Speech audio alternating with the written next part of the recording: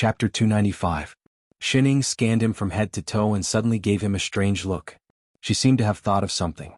A moment later, her expression changed and her eyes brightened. Father Nyo, you're right. I've decided to listen to you. She agreed just like that? We agreed. Father Nyo was the one who asked me to agree to this. What? Agreed on what? Agreed on what? So if anything really happens in the future, you have to bear the responsibility bravely? What do you mean? Lone Moon was confused. Bear the responsibility bravely? Can you explain yourself? Xining, however, did not reply. She hurried into the kitchen and pulled Chef out excitedly. Master. Chef was also confused. Is there something urgent? Come back to the room with me and talk about life. I Ching was stunned. What does Master want to say? Let's talk on the bed. With that said, she pushed the door open and threw Chef onto the bed. The next moment, there was a loud bang and the door was slammed shut. Lone Moon, hey, control yourselves. Mind your image. Do you have to be so wild in broad daylight? And the big light bulb was still on. He did not want to hear any discordant voices. Before I Ching could react, Xining had already leaned over. She was so close that she was almost touching his body. Moss. He panicked. Before he could speak, Xinying's slightly cold voice suddenly sounded beside his ear. Chef, I have a way to go back to the other world. I Ching was stunned. His eyes widened. He could go back. Master, together? He asked anxiously. Xining nodded and leaned closer. But, you might have to suffer. All right. I haven't said anything and you've agreed? I believe everything Master says. Xining stiffened. She looked away uncomfortably. After a while she said in a low voice, in theory my sister will never agree to me leaving this plane. If I bring it up there will only be one result. What? She will break my leg or both of your legs. Unless I have the ability to be independent. Independent? He was stunned. Master was so powerful and they had tested her ability in the superplane. Wasn't that considered independent? My family's calculation is different. The corner of Xinying's mouth twitched. The independence that my older sister is referring to, the kind that has a family and a career. I Ching stared blankly for a moment before he understood what she meant. He nodded and said, I will cooperate with Master. But, let me say this first. I have no intention to play with your feelings. Xining explained awkwardly, you're very good. I do like you a little but not to that extent. Feelings are not necessary for me and I don't have any plans to fall in love. So, compared to being my boyfriend, I'm more used to you being my chef. Master. I Ching suddenly interrupted her. His eyes seemed to be filled with tears. I know. I have never wanted to change anything. This is good enough. This was a beautiful dream that he could not even dream of in the 3,000 years that seemed to be frozen in time. He had nothing else to ask for. But, Master, can you promise me one thing? Yes. No matter what Master decides, I will always be Master's disciple and chef. But if one day Master plans to fall in love, can you consider me first? Xining was stunned. A while later, all right. A while later. Master. Yes. Why do we have to discuss this under the covers? My older sister will hear us. So, Master is lying on top of me. Can't she hear us? Didn't she just sit on top of him? Another, half a while later. Master. Yes. Will your older sister really break our legs? Don't worry. Father Nyo is here. She will break him first. Then, she will not have the strength to hit us. Recently, Lone Moon kept feeling a chill on his back. Even if he used his immortal chi, he could not alleviate it. What's more, his right eyelid kept twitching. He kept feeling that something big was going to happen. Perhaps it was because the plane did not match. No matter how he tried, he could not figure out what was wrong. Chef and Xining seemed to be together, but they did not look like they were dating. Xining was still playing games every day, looking as lazy as mud. Chef was still the same chef. Every time he looked at Xining, his gaze became more focused, as if he had thought something through. He did not cook more than 10 meals a day. The two of them seemed to be no different from before. It made him wonder if it was his imagination that day when Xining pulled I Ching into her room and did not come out for half a day. You two are really together? It did not look like it at all. In order to avoid any awkward situations, he even planned to buy the suite opposite Xinying's house. Yet that night, Chef still slept in his room. He did not have any intention of moving over to Xinying's side. Xining was stunned. She turned to look at him. Then she hooked her finger at I Ching, who was carrying fruits. Chef, come here. Master. I Ching had not put down the fruits he had just cut. He looked up at her in confusion. Xining suddenly reached out and grabbed his collar. She pulled him over and planted a kiss on his lips. But I Ching stiffened. The fruits in his hands fell to the ground and his face turned red. Then she turned to Lone Moon. Is that okay? Was this considered showing off? Lone Moon was about to mock her when a thud came from the side. A figure fell down and hit the ground. In the next moment, Xin Jing, who had been missing for a few days, appeared in front of them. Lone Moon, I Ching, Xining, who was still grabbing I Ching's collar. Her cold gaze swept across the three of them. Xin Jing's face was as black as the bottom of a pot. The temperature dropped. For a moment, the whole house was silent. As if he had a flash of inspiration, Lone Moon suddenly understood the reason for the chills he had been feeling these few days. And what did Xining mean by what she said before? He had been watching too much drama these days. He had completely forgotten that Xining had a demon king at home. And a demon king with a sister complex. Lone Moon could vaguely hear the sound of a bell ringing. Two words popped up in his mind. They started to appear endlessly. I'm going to die, I'm going to die, I'm going to die. Chapter 296. Half an hour later. Xin Jing looked at the three people standing in front of her like quails. Her face seemed to be covered with a thick layer of ice. In other words, you're with this fellow from the other world? Xining trembled and made a weak sound. Yes. You still want to go back to that plane with him? Yes. She glanced at Lone Moon. Or are you the matchmaker? Lone Moon shuddered. Really? Very good. Xin Jing took a deep breath as if trying hard to suppress something. Come over here. Before Lone Moon could react, he felt his collar tighten. His whole body was pulled over and dragged into the room. In the next moment, screams came from inside the room. Wait, why me? What does it have to do with me? Ow, ow, ow. Wait, what are you doing? Put it down. Oh. Xining, you heartless bastard. How dare you feed my sister poisoned chicken soup and kidnap her to another plane? I'll beat you to death. Xining and I Ching were left behind, hugging each other and trembling. Father Nyo will be filial to you in the future. Another half an hour passed. Father Nyo, are you still alive? Lone Moon covered his swollen face and sucked in a cold breath. You freaking did it on purpose. Oh, chow, ow, ow, damn it. She already knew that Xin Jing would not agree to let her go back to the immortal cultivation plane. That was why she did not hesitate to agree to Chef's request. She was afraid that Xin Jing would get angry, so she asked him to share the burden. Don't mind these details. She had already beaten him up. Big sister calmed down. Chef, hurry and treat Father Nyo's wounds. Yes, master, no problem, master. Get lost. Break off all ties, definitely break off all ties. Big sister, this is. Xining pointed to the other figure beside Father Nyo, who did not look human at all, and asked carefully. The mastermind behind your transmigration to another plane. Xin Jing, who had finally calmed down, looked at the two people on the ground and snorted. Instantly the two of them trembled.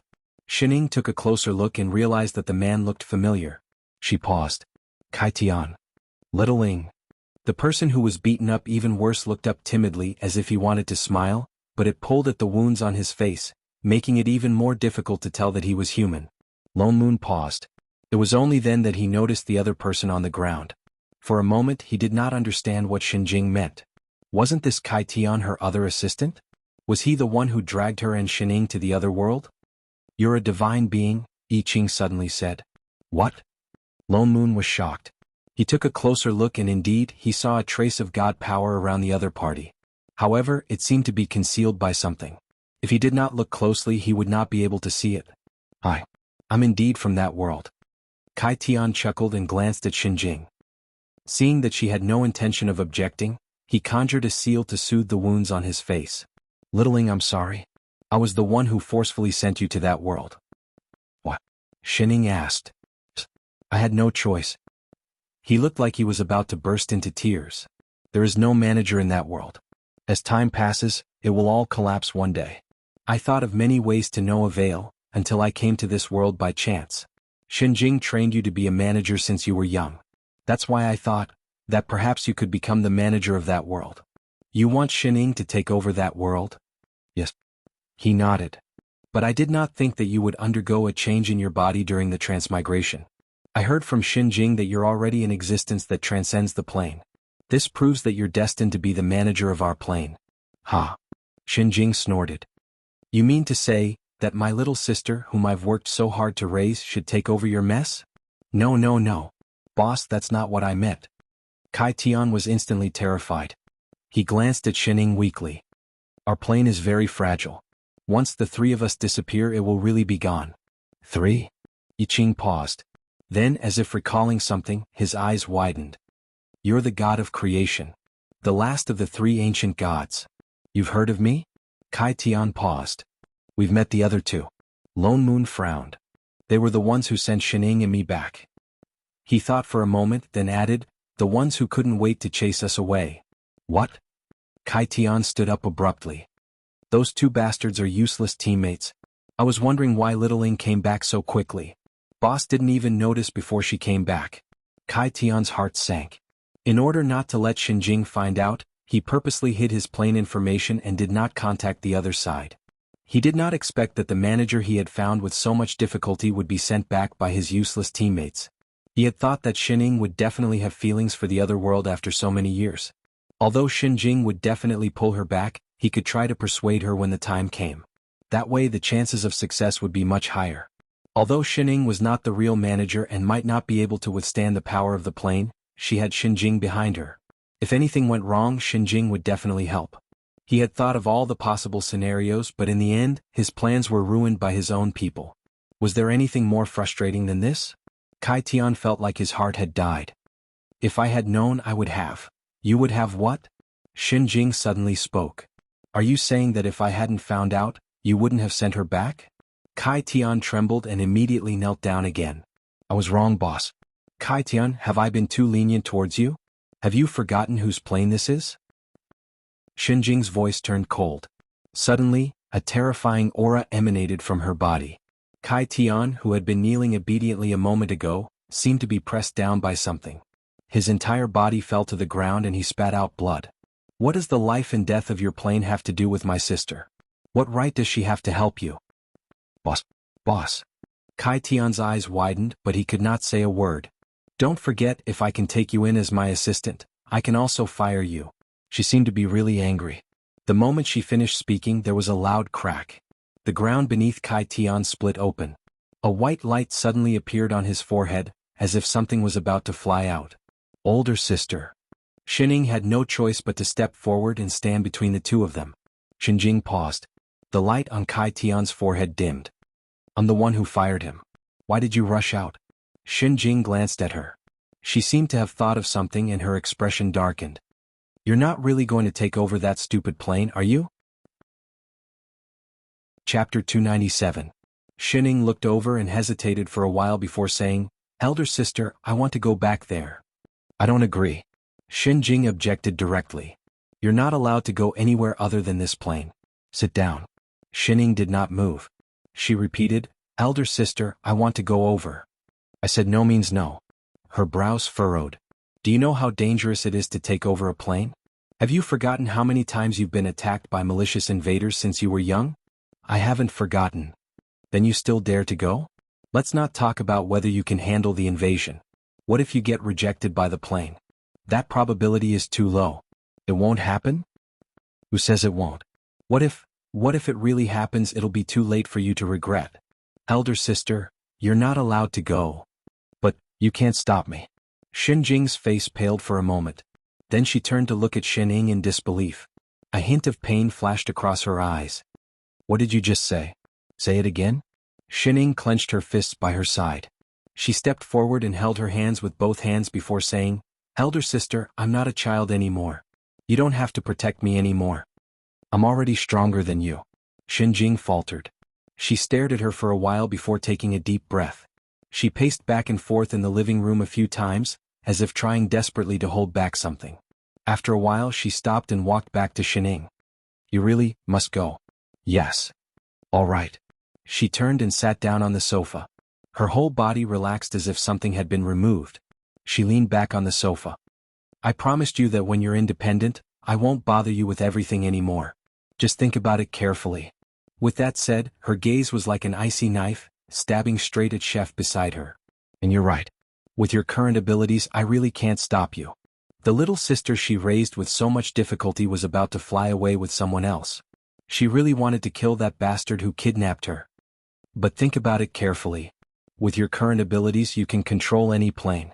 Even if you want to create a new one, you can. Are you sure you want to go back to that world?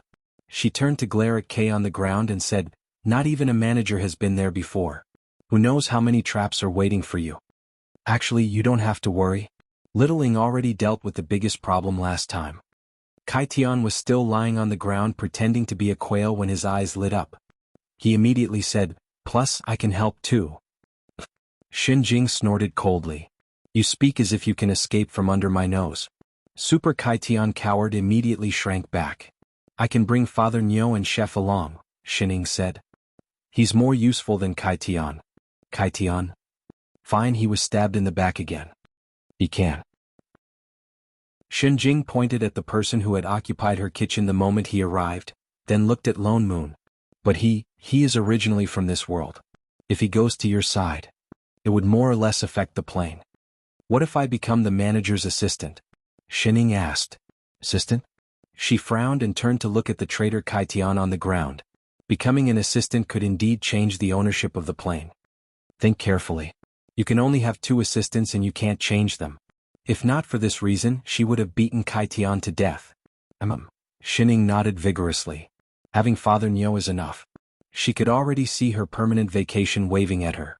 Lone Moon, who was suddenly affirmed. Xining was saying this to get them to go back to that world, wasn't she? She definitely was, right? Why did she suddenly have a bad feeling about this? Forget it. Your current abilities have already surpassed the existence of the plane. I can't control you anymore. You can decide for yourself. But before that, she turned and began to stare daggers at Kaitian. Then she kicked him. Since Little Ing has already decided to take over the plane, I won't pursue what you did previously. But you better settle the mess on your side otherwise. Yes, boss. No problem, boss. Kaitian immediately straightened his back. He felt as if he had been hit by a pie. This was great. Their plane finally had a manager. His years of hard work had not gone to waste. He was so happy that he wanted to cry. Asterisk asterisk asterisk asterisk asterisk asterisk asterisk asterisk. Lone Moon never thought that they would be able to return to the immortal cultivation world so soon. What's more, Xining had become the manager of that world. In other words, he could do whatever he wanted in the 3 realms. Although it seemed like it was the same in the past, being able to return to a familiar place made him excited for no reason. Xinjing merely drew a line in the air and opened a white passageway. Large amounts of familiar immortal chi surged towards them. They could faintly see the familiar scene inside. She was the manager of the plane after all. She was on a completely different level from the plane door that Godfiend opened. In the blink of an eye, they returned to Godfiend's divine realm. Kaitian's real name was Kaitian. He was indeed the last of the 3 great ancient gods who created the world. Perhaps he had suffered too much from Xinjing, but once he returned to the divine realm, he pulled Godfiend and Mengpa to scold them non-stop for 3 hours. He scolded the 2 of them like they were his grandchildren. Actually, this was entirely because the 2 of them had mistaken him for someone else. Kaitian had transmigrated to another plane to find a suitable manager. He had transmigrated to many planes until he arrived at Xinjing's world and found Xining. That was why he used some tricks to hide his original plane. He made Xinjing think that he could not return and kept him as an assistant. He secretly connected the 2 worlds and wanted to send Xining over. But Xinjing was a Siscon and had always kept a close eye on her. He never found a chance. Until Xining went on vacation. But it was during this period of time that Godfiend, who had been waiting in the original world for a long time, predicted that Lone Moon could solve the crisis in the demon world. Coincidentally, because of Kaitian's preparations, the plane could be connected. That was why he thought that Lone Moon was the manager that Kaitian had chosen and directly pulled him over. But Lone Moon had cultivated for hundreds of years and completely did not display the ability to control planes. In addition, Kaitian did not respond. Godfiend was completely disappointed with the manager. In addition, after Xining transmigrated, she had always treated this world as a vacation. She did not reveal any of her abilities in terms of planes. In addition, Xining changed when she transmigrated. Even they could not predict her limits. This made Godfiend feel threatened and treated her as an intruder. He found a chance to kick Xining out of the plane together with Lone Moon after resolving the crisis in the demon world. Lone Moon wanted to beat Godfiend up, but on account that Kai Tian had already made a move, he endured it. After Kai Tian gave his instructions, he returned to the other plane. He had already accepted Xin Jing's assistant seal. Even though he was originally a creation god here, he no longer belonged to this plane. That was why he could only go back and continue working for Xin Jing. He might also have to add in Xin Ying's previous job. Chapter 298. Boss, we've been waiting for you for a long time. You're finally here. The god fiend, who knew the truth, blinked his eyes like stars. He looked at Xin Ying with sparkling eyes. He no longer had the fake look from before. He looked very obedient. Lonman's mouth twitched. Wait my ass. He was the one who kicked them back to the plane. Sect Master, I knew you'd be different. Meng Pe, who was basically implicated by the god fiend, looked excited. Boss, I was blind not to recognize you before. In the future we'll be at your beck and call and fight for a harmonious and perfect 3 realms for life. Sect Master, under your leadership, our 3 realms will definitely prosper and become better. Boss, all living beings in the 3 realms will become one. Sect Master, the glory plane will grow and multiply. Xin Ying, I Ching, Lone Moon, enough, the 2 of you became heaven-splitting ancient gods through flattery, right? Xin Ying. Lone Moon nudged the person beside him. Didn't Xin Jing tell you to come over and bind the plane first before you can be considered as the manager of this world? You should know how to operate it, right? Xin Ying's hand that was chewing on the fruit paused. Without Xin Jing's suppression, she returned to her lazy self. Wow. You can begin. Only by binding the plane would one have the ability to open the plane door freely. And according to Xin Jing, taking over the plane was very dangerous. He could not help but feel nervous. Xin Ying nodded. She took a few steps forward lazily and closed her eyes. In less than 2 seconds she opened them again. It's done. What? It's done? What happened to the promised danger? What happened to the what if? Xin Ying nodded. This was too fast. There was no lightning or any special effects. At the very least they should have signed a contract, right? Was the binding of the plane too casual, or was this plane too immoral? Oh yes. Xin Ying suddenly thought of something. She turned to the god fiend. Do you have a pen and paper?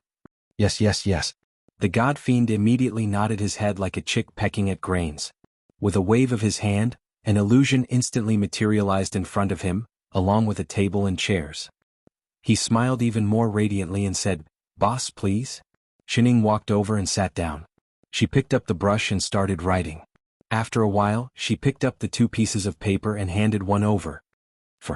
What's this? Lone Moon subconsciously took it. Proof of you and Chef's assistance. Lone Moon stared blankly at it. He read it carefully several times before he recognized what was written on the paper. I hereby hire Mr. Father Nyo to be the assistant plane manager of Q23333 Immortal Spirit Plane, and hereby grant this certificate. Plane Management Committee *year *month *day. Winky face, what the hell? So the position of a manager's assistant was also this casual. Just a piece of paper? Also, what was this brush writing that looked like a dog crawling? If you don't know how to use a brush, can't you make a fountain pen? And to hell with Father Nyo. Lone Moon was about to spew out his complaints. In the next moment, the paper in his hand suddenly lit up.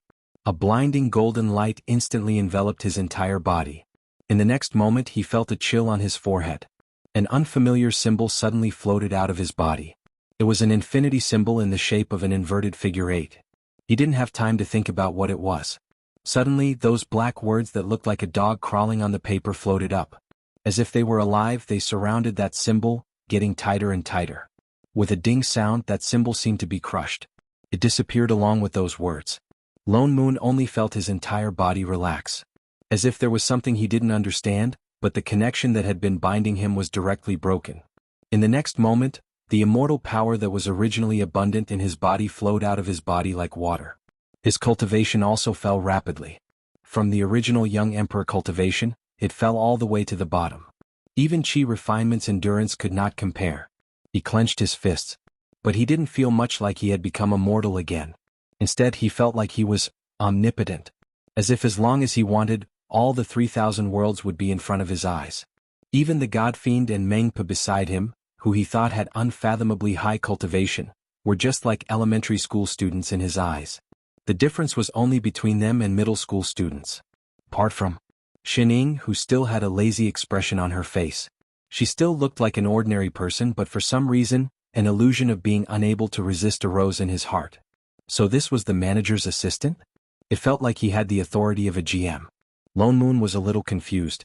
He turned to look at I Ching, who was also holding a piece of paper. Chef, you? He stopped mid-sentence. His eyes widened. Holy shit. In contrast to his relaxed expression, Chef's face was pale. He was sweating profusely.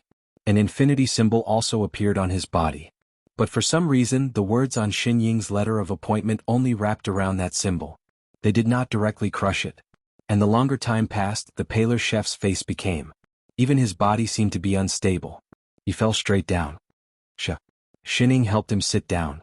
She looked at the infinity symbol that was still floating on his forehead. Her eyes turned cold. She turned to look at the god fiend behind her. What did you do to him? This meant that the rules of the plane were binding him. The god fiend's whole body trembled. His legs turned to jelly. He could not help but kneel down. Boss, this has nothing to do with me. He chose to transmigrate on his own. I couldn't stop him. Sect Master. Meng Po looked conflicted. Elder I Ching, in order to transmigrate to find you, he used up all his cultivation to open the plane gate. Now that his body is about to collapse, of course he can't withstand the manager's seal. What? Lone Moon exclaimed, his face full of disbelief. He transmigrated on his own. Wasn't it the god fiend who opened the plane gate? We don't have the ability to open the plane gate at any time, the god fiend said weakly. The god fiend said weakly. Otherwise, he would not have waited so long to send Xin Ying and Lone Moon back. What's more, there's a manager on that side. It was already very hard for him not to be discovered. But Xin Ying clearly helped him repair his body. When Chef first transmigrated, he indeed looked like he was on his last breath. But Xin Ying clearly used that healing device to heal him. What's more, when they went to that dead star, he even transformed into a phoenix. Nothing seemed to happen to him. Why did he suddenly become like this when he came back? This is the difference between planes. He doesn't belong to that plane, the god fiend continued. Because there was no manager before, even if you healed him on that plane once he returned to this world, he would still change back to how he was before he left. Chapter 299. Lone Moon looked down. Indeed, streaks of blood appeared on Chef's body, as if something was cutting into his body. The glaring red even stained Xin Ying's clothes. He had seen Chef's injuries before. With the power of this plane, there was no way he could heal them. Then I'll create a new body for him. It was just a body. Given his current abilities, it was not difficult at all. No. Xin Ying rejected him directly. What? He already has the assistant seal on him. Xin Ying glanced at the ball of black words. It's not his own body. The seal will reject him. And the seal could not be taken back. Reject? Lone Moon paused. Reject his body. Wouldn't that mean he can only be a floater in the future? Oh, shit. Xin Jing said before that there could only be 2 assistants, and they could not be removed. That meant that Xin Ying could not take back the seal. Then what do we do? Actually, there is a solution. The god fiend raised his claws. Speak, what solution? The god fiend immediately said, his body is only injured. He can go to the mortal realm and reincarnate into a new body. The reincarnated body belonged to him. Isn't that obvious? Lone Moon rolled his eyes. Who didn't know that? But I'm not going. Chef retorted directly. He grabbed Xin Ying's hand. Reincarnation has to go through the river of forgetfulness. I will forget everything, forget Master. If I don't remember. His face grew paler. Even his breathing was faintly discernible. He paused for a while before finishing his sentence. If I don't remember, then, when Master is hungry, who will cook? What if he was famished? What if other people did not make it to his taste? Lone Moon, Xin Ying, the god fiend, Meng Po, Flip's table. Degree, is the main point cooking? You're about to die and you're still thinking about cooking. How professional are you? Xin Ying did not find a manager assistant. This was a damn nanny. Don't you have any other way? The corner of Lone Moon's mouth twitched. Putting aside the matter of cooking, if Chef entered the cycle of reincarnation and forgot everything in the past, would he still be the same Chef? Actually, you don't have to forget, the god fiend said weakly. What do you mean? Wasn't it said that once one's soul entered the river of forgetfulness, all memories of their past lives would be erased and they wouldn't be able to remember anything? As long as Meng Po personally brings him to the lower realm to be reincarnated. He turned to look at Mengpa beside him. Granny Meng was stunned. She seemed to recall something and nodded repeatedly. That's right. I can send him down. This way we won't have to go through the river of forgetfulness and our memories won't be erased. There's no need for that, Xining suddenly said. The few of them turned to look at her. Xining raised her hand and pointed at the assistant imprint that was wrapped up in front of him. In the next moment, the imprint sank directly into Chef's forehead. Chef's body also began to emit a white light, getting brighter and brighter. In a short while his entire body was wrapped in white light. Master. I Ching panicked and grabbed Xinying's hand. I'll look for you. Xining looked straight at him. I Ching's expression changed. After a long while he slowly let go. In a short while he was completely wrapped up in the ball of light. His body also began to become smaller and smaller. Xining raised her hand and he flew out. In a short while he disappeared. Where did you send him? Lone Moon was stunned. Nothing much? I just returned to the lower realm. Ha! What did she mean? Xining did not answer. She only turned back to look at the god fiend. Next. It was time to settle scores. The god fiend suddenly felt his entire body become heavy. A huge pressure covered the sky and covered the earth. He could not even think of resisting. The god fiend directly knelt down.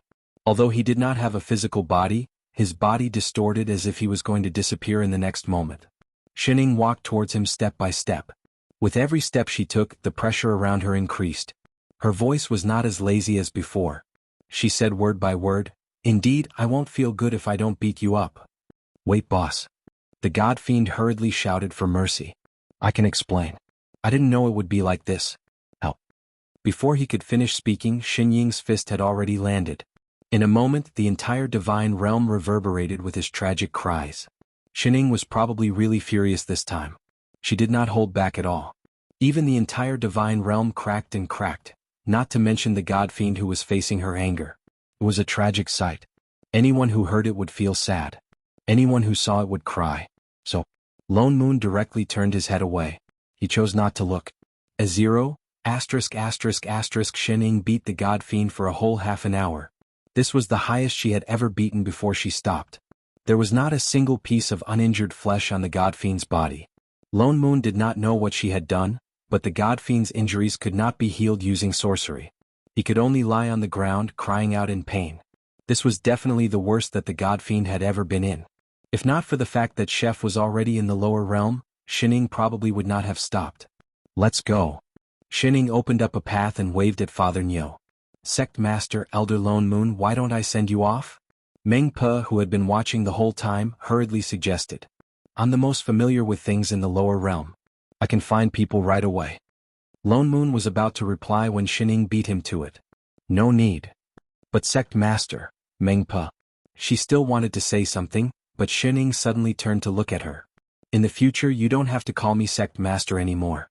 Ha. Mengpa froze. When you sent us back the last time, although I can understand your position, but, as expected, you will still be angry. Xining looked at her seriously. The child that she had raised chose to stand on the other side. So, from now on, you are no longer a disciple of Invincible Sect. With that said, she did not stay any longer. She directly brought Father Nyo to the lower realm. Only a pale-faced Mengpa was left. She stood rooted to the ground as if she had lost her soul. She did not move for a long time. Perhaps she really stood for too long. The god fiend, who was lying on the ground, could not help but tug at the corner of her clothes. Hey, are you all right? Mengpa still did not move. What's wrong? There was still no response. A moment later there was a dripping sound. A water droplet fell and hit the god fiend's hand. Why are you crying? Mengpa seemed to wake up. Her legs gave way and she sat on the ground. She wailed loudly. Wah! It's all your fault, all your fault, all your fault. I said I don't want Sect Master to go back, but you refused to listen. You even said it was for the 3 realms. It's all because of you that she's angry at me. You don't have to be so sad, do you? I didn't know that she was the manager that Kai Tian found. I don't care. Give Sect Master back to me, give her back to me. Mengpa became more and more upset as she cried. As she cried, she even hammered the person beside her. Wait, don't hit me. I'm going to die, I'm going to die. Wah? Why was he always the one getting beaten up? Chapter 300. Shen Ying's so-called reloading was actually to bring Chef's body back to its original state when he was not injured. This was one of the powers of the manager. The manager managed everything in this plane, including time and space. But Chef's reloading meant that he returned to the stage of a newbie. In other words, he had to return to the lower realm to cultivate until his body was old enough to accept the temporarily sealed assistant seal. In other words, you asked Chef to reload his account? Lonman's eyes widened. Chef already had the cultivation of a divine supreme. This reloading was equivalent to tens of thousands of years of hard work going back to the beginning. He was definitely not gloating over Chef's misfortune. A zero? No. Shining shook her head. His body is still the same as before. What do you mean? Shining glanced at him and said, he's a divine being. The smile on Lonman's face froze. He cursed, holy shit. I hate people who were born at the finish line. Even reloading his account was at the finish line. Then where did you send him? Shining waved her hand and the two of them arrived at a place with green mountains and clear waters. There was a small village in front of them. There were many people working in the fields. Why do I feel that this place looks familiar? Lone Moon subconsciously sensed for a moment. In an instant, everything in this world appeared in his mind. Holy shit, isn't this the three Azure realms? It was the lower realm that they had transmigrated from. But now it was one of the 3,000 realms. You reloaded Chef to this place? Shining nodded and pointed to the front. He's here. Indeed, there was a child who was not even half his waist tall walking towards them. Although he was much smaller, his face was exactly the same as when he was in the divine realm. It really was reloading. Even his figure had returned. But the terrible injuries on his body had all disappeared. Lone Moon heaved a sigh of relief. His figure flashed and he appeared beside the child. He raised his hand in greeting. Chef, why are you? Before he finished speaking, the child acted as if he did not see him. He walked past him and walked towards a small path. His little face was cold the whole time. He did not even look at Lone Moon. What the hell? Lone Moon stared blankly for a long while, even forgetting to put down his raised hand. Looking at Chef walking away, he finally understood what was going on. In a flash, he returned to Shen Ying's side. What's going on? Didn't you say that he wouldn't lose his memory? Her attitude clearly didn't seem like she knew him. I just sealed it, Shining replied. After thinking for a moment, she added, legacy. Lone Moon paused, then reacted immediately. The dragon race had their own heritage. Chef's memories naturally had this heritage. Although his body was an innate sword embodiment like before, he still could not bear the heritage of the dragon race. Therefore he could only seal it for now. It would probably take a long time before he could slowly unseal it. In other words, he still did not have the slightest bit of cultivation. Why did he suddenly feel more comforted? Wait. He suddenly thought of a problem. Then, do we have to stay here and watch him grow up before we can go back? Yeah. Right my ass. What was the difference between that and reincarnation? As a manager, is it really okay for you to slack off? Yet they couldn't just leave Chef here. He was no different from a real mortal now. Who knew what would happen if they left him here? Go and stop him. Lone Moon pushed Shining. You have to at least get your disciple back, right? Although he was originally a divine race, if he did not cultivate, who knew when he would receive the assistant seal? Go get your disciple back. Only then did Shining slowly walk over to that side. The child who was stopped again did not walk directly from the side this time. He stopped in his tracks and looked up at the woman in front of him. His eyes were filled with confusion. You? Shining squatted down and looked straight at the child in front of her. Remembering Father Nyo's instructions, she asked seriously, do you know how to cook? The child, Lone Moon, there was a moment of silence. Straight face, the next moment, he ran away. The child looked at her warily, then turned around and ran in the direction he came from. It would be weird if he didn't run. Lone Moon was so angry that his liver hurt. I asked you to take him in as a disciple. Who asked you to ask him how to cook? It was good enough that he was not treated as a lunatic. Shining was still that lazy look. She used to say the same thing. Forget it, he should be living in this village. Lone Moon took a deep breath. Let's hurry and get him back. We must let him start cultivating as soon as possible. That way he can recover his memory faster. Lone Moon was just about to pull Shining to chase after him when he suddenly heard a beep. It sounded 3 times as if some alarm had been triggered. The sound was a little familiar. This is... Lone Moon was stunned and could not react for a moment. Plane alarm? Shining spoke. She raised her hand that was being grabbed and pointed at the wristband on his hand that was lit up with a red light. Lone Moon then remembered that this wristband was one of the many things that Xinjing had forced onto Xining. She was in a bad mood then and just said, "It will be useful." She did not expect that it could also send out a plane alarm. Just as he was thinking, a shadow suddenly appeared in front of him. An anxious god fiend suddenly sent a voice transmission. "Boss, it's not good. The providence of the three realms has suddenly started to riot. I can't control it." "What?" Lone Moon was shocked. Godfiend was in charge of the order of this plane. The providence was also the foundation of this world's stability. A riot of providence meant that something big had happened in this plane. "Xining, do you feel anything?" "Not at the moment."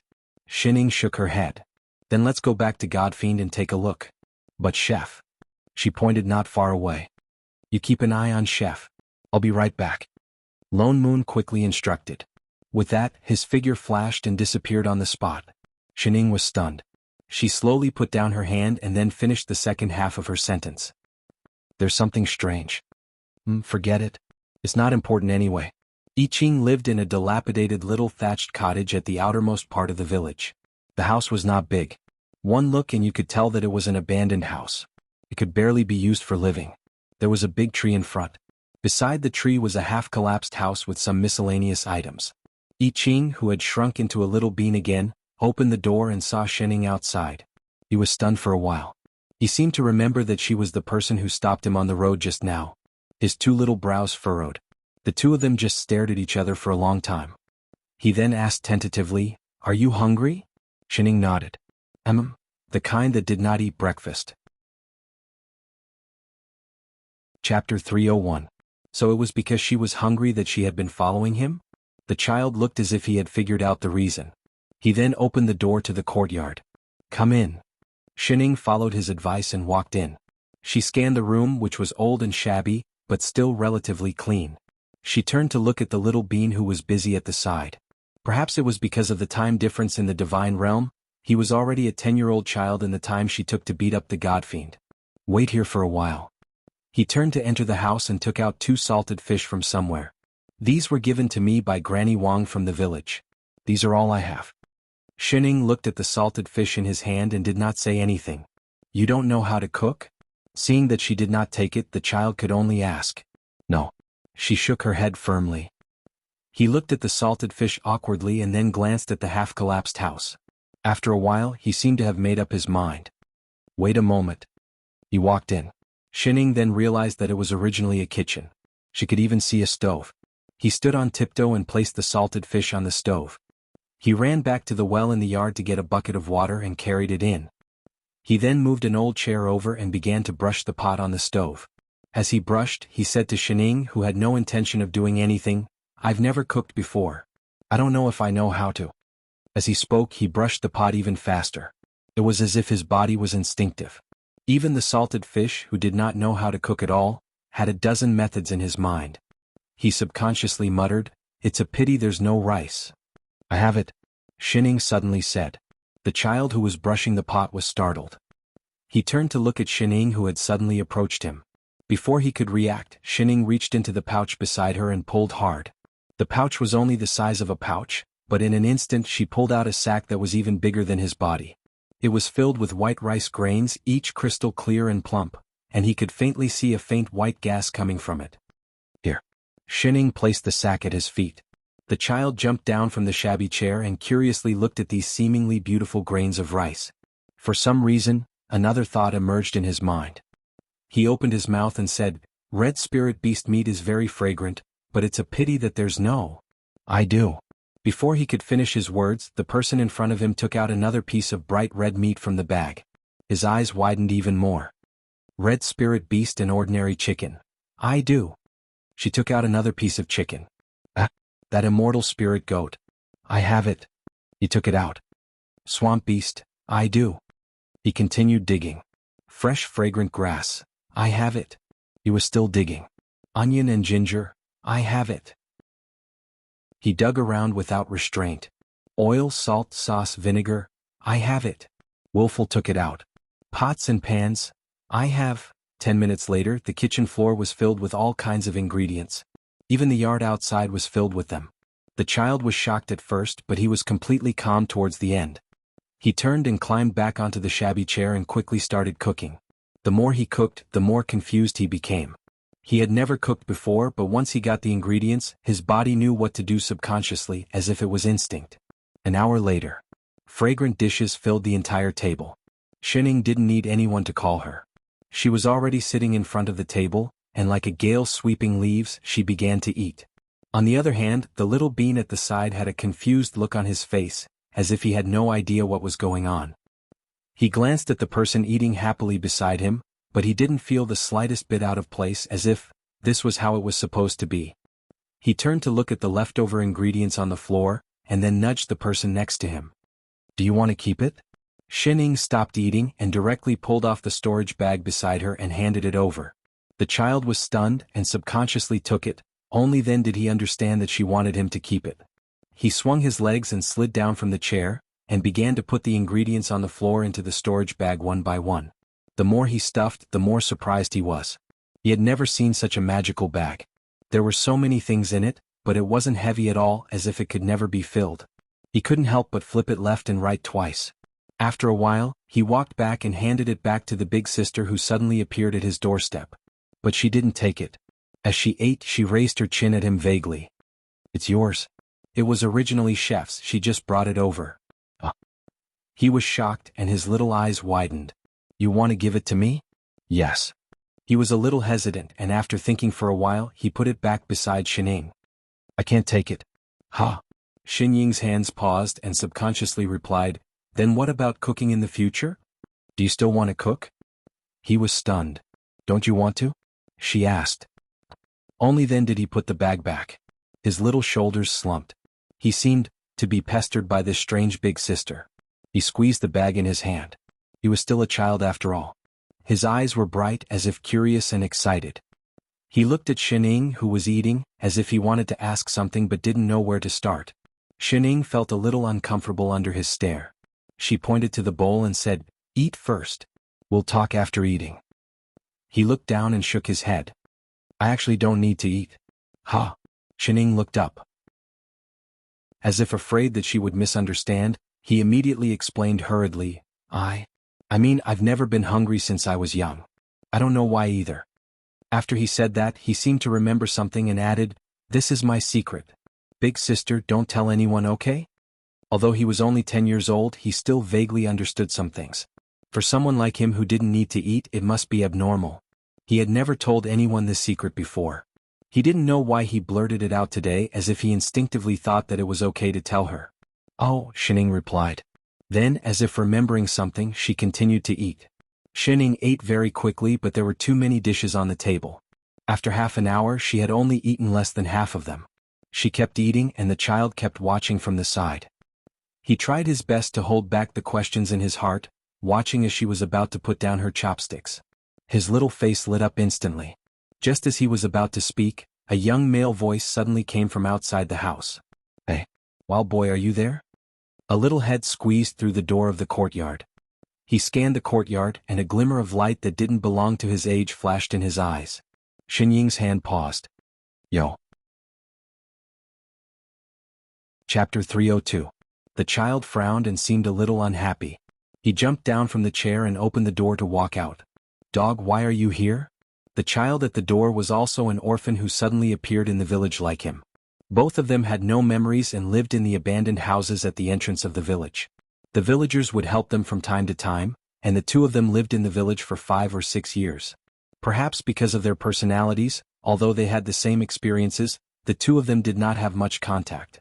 "I told you not to call me dog, my name is Jing Chi." The child frowned and thought of something. He shook the sweet potato in his hand and said with enthusiasm, "Grandma Wang gave me a sweet potato. Let's eat it together?" "No need." He shook his head. Jing Chi did not listen to him at all. He directly stuffed the sweet potato into his hand, and the child had to catch it. "Eat," Jing Chi urged. He took a bite and looked at the child while eating. "We are in the same boat. It's normal to help each other." He chuckled and looked generous. His eyes rolled as if he thought of something. He snorted and said, "This village is full of unruly people. How dare they say it's a village protected by immortals? They live a rich life and harvest every year, but they usually ignore us. Where is the demeanor of an immortal? Isn't it because we are young and easy to bully? The child was stunned. He glanced at the sweet potato in his hand and subconsciously frowned. He felt that there was something wrong with what he said, but he could not tell what it was. The more Jing-Chi spoke, the angrier he became. As if eager to find a sense of approval, he patted the child's shoulder. "Wild boy, believe it or not, one day I will stand out. At that time, I will no longer have to rely on others and trample all these snobs under my feet." The child was stunned. After a while he nodded. He just wanted him to leave quickly. "I knew it. Only you can understand me." His expression lit up and he laughed like a little adult. "Just for the sake of your trust, I, your brother, will protect you in the future. Do you want to go out with me?" "Go out of the village?" The child immediately shook his head. "Everyone says that the outside of the village is very dangerous. We can't go out." "You believe that?" Jing-Chi rolled his eyes and snorted.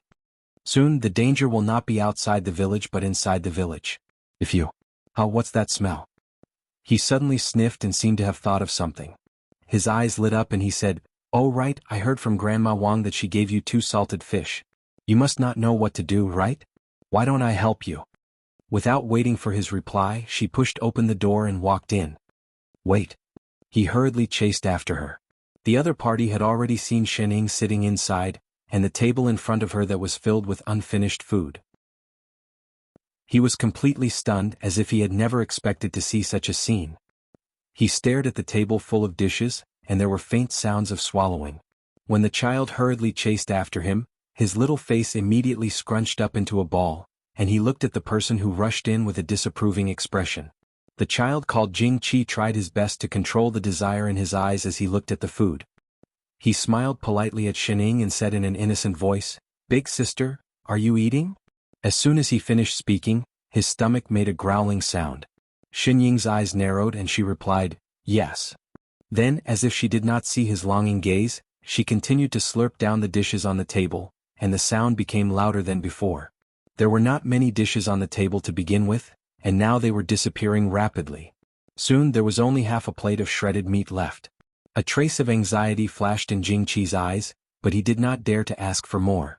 After some thought, he turned to look at the child beside him and smiled. "Wild boy, who is this beautiful big sister? Is she your lost family member?" The child looked up at Shening and then at the person who had come. Only then did he remember that he had not asked who the other party was, and did not know how to answer. But Jing-Chi thought that he was acquiescing, and his smile became even brighter. "I am happy for you that you can find your family, but aren't you being too much? I didn't know that you were eating so well and I was worried that you would not be full, so I sent you sweet potatoes." As he laughed, he patted his shoulder vigorously. "We are all brothers, so I won't stand on ceremony with you." With that said, he did not wait for a response, as if he could not bear it any more, and directly picked up his chopsticks to pick up the plate of shredded meat. "Wait." The child panicked, instinctively looking at Shening. Shening did not move at first, but when the other party's chopsticks were about to pick up the food, she suddenly reached out and lifted the bowl, causing the other party to pick up nothing. Then, in front of the other party, she slurped it all into her mouth, leaving not even a bit of gravy. Only then did she put down the bowl, touch her belly and say, "I'm full." The child, Jing-Chi, his entire body froze as if he had not expected that the other party would be so shameless as to snatch food from a child, not even leaving any gravy.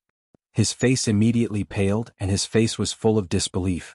Instead, the child beside him thought of something and ran back to the kitchen, took out something and handed it to him. "Doggy, this is for you." Unsurprisingly, it was the 2 salted fish. Jing-Chi was stunned for a moment, and a sense of humiliation that he had never felt before rose in his heart. Anger suddenly surged and he slapped the child's hand away. "What do you mean? Do you think I'm a beggar?" Not knowing if it was because of anger, his entire face turned red, and his whole body began to tremble. "Wild kid, I did not expect you to be like the people in the village, such a selfish person. Do you think I care about your dishes?" The child touched his red hand.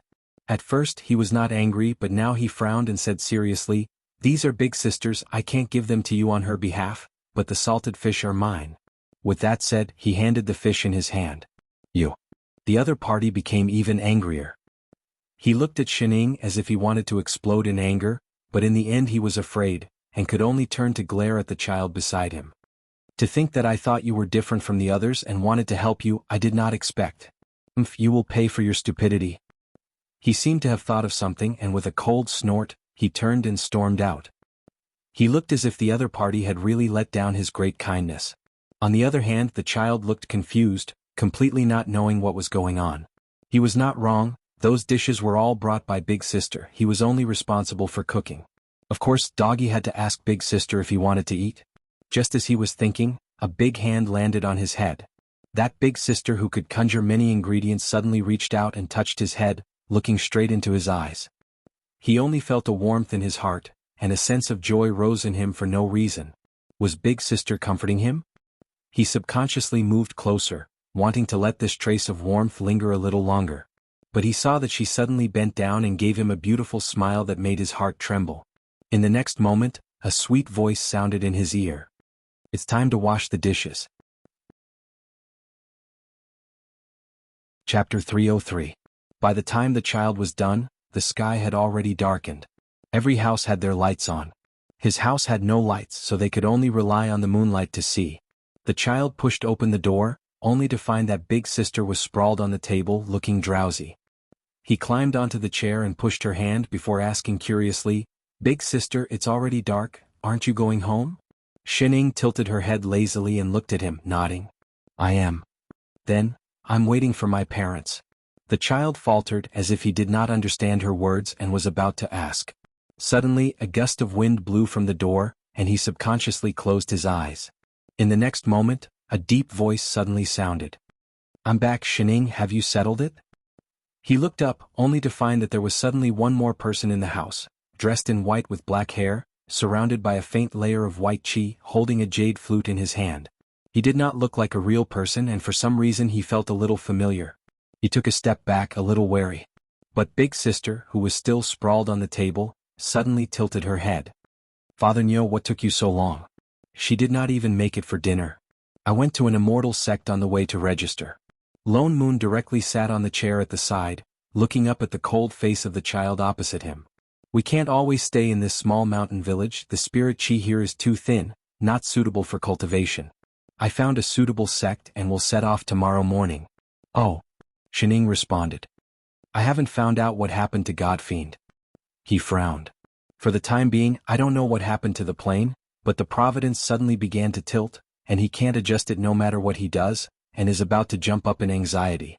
I can only find out that the direction of the tilt is in the nearby lower realms." "Oh. The matter of providence is the most troublesome and can't be forcefully taken back, it has to be used slowly." "Oh. What? Oh, you're the manager after all, can't you be more careful?" Lone Moon rolled his eyes at her. "At least find out who exactly it tilted to?" "I know." "What?" He stood up abruptly. "You know?" "Yes, I saw it earlier." She nodded and added, 2 hours ago." "Holy shit, that person is in the 3 Azure Worlds? Where is he?" "Let's go." She must be a fake manager. Lone Moon took a deep breath and resisted the urge to tear her apart. "Where did you go? Which direction?" "What? We're north and south." Damn it, he couldn't expect her to know the way. In other words, that person had once stayed in this village. Lone Moon frowned and turned to look outside the door. "It's no wonder that when we came to this village in the day, it was peaceful. But now the demonic aura is so strong. Looks like tonight won't be peaceful." As soon as he finished speaking, there was a loud bang not far away, as if something had been broken. There seemed to be a flash of white light in the sky. In the next moment, a series of roars could be heard. It sounded like the roar of a tiger and the cry of a fox. All sorts of sounds were mixed together. The originally quiet village suddenly became lively. All sorts of cries and screams could be heard. There was no lack of screams and screams of demons. Obviously, something had appeared. Big Sister. The child standing at the side was shocked. He moved towards Xining with some fear. "You can actually be afraid?" Lone Moon's eyes flashed with surprise. He looked gloating. "It's really not easy to live long. You look much cuter than that fake child in the divine world." The child was stunned. Although he did not understand what Lone Moon was saying, he seemed to be angered by his teasing tone. He took a deep breath and walked out. He sat back on the chair with a serious expression. His little hands were clenched tightly and he sat up straight. "What an uncute child. Aren't you going to help?" Shining looked outside and gestured. There's a protective array in this village. What we broke was only the outer layer. Lone Moon had no intention of moving at all. Although the array inside is not very powerful, it should be able to protect tens of villagers for a night. As long as they don't come out and court their own deaths. What's more, there's an immortal sect nearby. With so many demons barging in, they will naturally sense it. At most, they will send people here at dawn. Shining did not reply. She only glanced at him. And Godfiend also said that. Lone Moon continued with a serious expression. The fate of mortals is predetermined. We'd better not interfere easily. Oh. Xinying's eyes narrowed.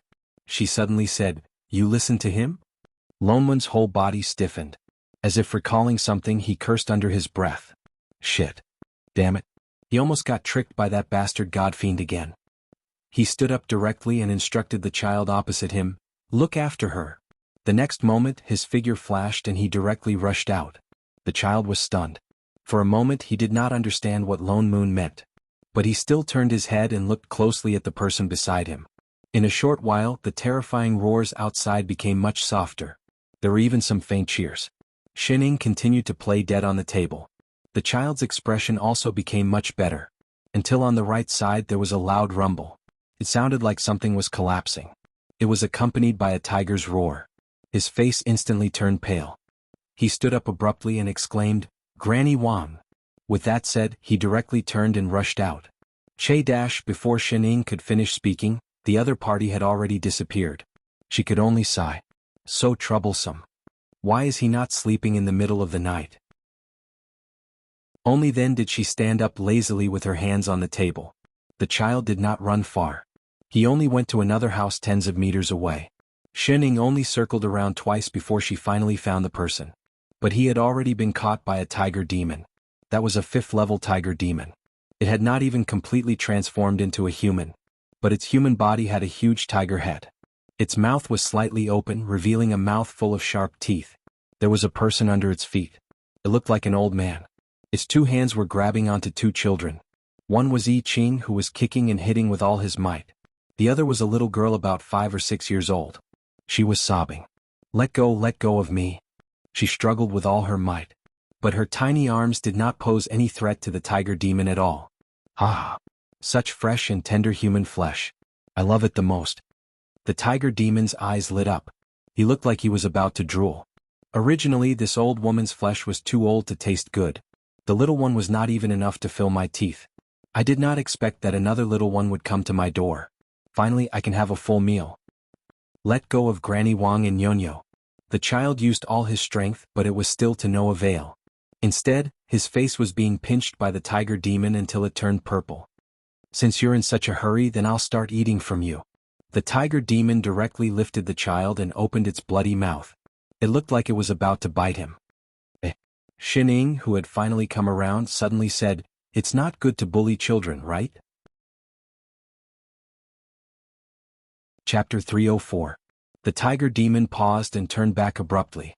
His eyes lit up as if he had seen something delicious. His saliva dripped down. Women. Haha, what luck do I have today? All of them are coming to me. I like to eat the flesh of young women the most. With that said, he threw the 2 children in his hands and walked towards Shining. The boy coughed heavily. Before he could catch his breath, he hurriedly shouted back at Shining, Big sister, run. It's a demon, run. Shining did not move. She watched as the tiger demon reached out to grab her. The child panicked. He pounced forward and hugged the tiger demon's leg tightly. The tiger demon slowed down. Looking at the person on his leg, he frowned. You're courting death. Light flashed in his hand and turned into sharp claws. He was about to scratch the child's back. I say. Shining suddenly stepped forward. You come out to eat people. Doesn't the demon monarch care? The tiger demon paused. He turned to look at her and sneered. Demon monarch? Ah. Our demon monarch will only let us eat a few more mortals to increase our cultivation. Oh. Shining paused. Isn't the demon monarch a rabbit? What rabbit? The tiger demon chuckled. Little girl, be good and let me eat you. I'll let you die a quick death. With that said, he reached out to grab her heart. Big sister. The child exclaimed. Well, then I'm relieved. Shining murmured. Just as the sharp claws were about to pierce through her chest, She suddenly turned sideways and raised her hand to the back of the tiger demon's head. She pressed hard. The next moment there was a loud bang. The tiger demon, who was still arrogant just now, was pressed into the ground by her hand. It sank directly and instantly lost its breath. Even the ground cracked, and a crack that was as wide as a human appeared, extending into the village. The child was dumbfounded. He looked up at Shining blankly. He could not react for a long time. Big sister? So powerful. Do you want to learn? Shining tilted her head. He was stunned for a moment. Then his eyes lit up and shot out rays of light. His little head nodded hard. Yes. All right. Shining clapped her hands and stood up. My name is Shining. From now on I'm your master. The child was stunned. The next moment, his eyes lit up, and a sense of fulfillment that he had never felt before welled up in his heart. A while later, clenching his fists, he got up and patted the dust off his body. Kneeling down in front of her, he kowtowed 3 times before cupping his fists. Disciple greets master. Since you're my disciple again then? Shining nodded in satisfaction. She pointed to the tiger demon on the ground, who had already transformed back into its original form. Then do you know how to stir-fry tiger meat? The child, Lone Moon, who had just rushed over. Lone Moon did not spend too much time dealing with those demons. Although there were many demons this time, they were all 5th or 6th level demons. To him they were like vegetables sent to him. The sky was already bright, and the nearby immortal sects would soon send people over. He was also too lazy to explain to them. Other than being a little frightened, the villagers were fine. The only one who was slightly injured was Grandmother Wang, who lived on the outskirts of the village. That's right, the one who sent salted fish to Chef. That was an old man in his 60s, alone with a 5 or 6-year-old granddaughter. Perhaps because he lived nearby, he would occasionally help Chef, who had completely lost his memory. That was why he rushed out so anxiously earlier. The old man's injuries were not serious. Lone Moon conjured a seal to heal her, left a longevity pill, and left with Shining and Chef. Before he left, he set up a new defensive array in the village. It was obviously more effective than the previous one. Unless a demon immortal came down, no demons could rush in and eat people. Why did you set up the array at Grandmother Wang's house? Shining could not help but ask. You still dare to ask? Lone Moon turned back and glared at her. If you hadn't smashed such a big crack, I wouldn't have needed to set up the array there. He got angry at the thought of this. He had been collecting demons well when a crack suddenly appeared behind him, directly splitting the village into 2. He almost fell in. If it wasn't because of this, would they need to run away so early in the morning? Oh. She didn't use much strength. Oh, your sister. Lone Moon was full of anger. Next time can you hold back a little, do you know? He was halfway through his lecture when the child who had been standing obediently at the side suddenly stood in front of him. He opened his little hands in front of Shining and looked at him with a little anger. I don't allow you to say that about Master. She only did it to save me. Lone Moon was stunned. He then looked at the little bean in front of him and rolled his eyes. Che, how can you still be a master after losing your memory? He ignored him and looked up at Shining. You took him in as a disciple? Yes. Shining nodded and touched the little bean's head. Come, call Father Nyo. Get lost. Lone Moon glared at her and looked at the confused child. It's good that you recognize him. All right, little brat, what's your name now? The child shook his head. I don't have a name. From the time he could remember, he had been in that rundown house in that small village. There was no one around him, so no one gave him a name. Just nice. Lone Moon heaved a sigh of relief. He was really afraid that it would be awkward if he changed his name. He pushed Shining. You're his master. Tell him what's his name. The child's eyes lit up and he looked at Shining. Master, do you want to give me a name? Ha! Shining was stunned. She looked down at the person in front of her and sighed.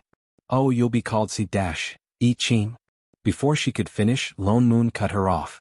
He grabbed the child and said word by word, your Dao name is I-Ching. Do you understand? Chef my ass. It was fine if he called him Chef, but did he have to change his name? Shining. Wasn't this called getting used to it? I-Ching. Instead, the child at the side said these 2 words happily. For some reason, a familiar feeling surged in his heart.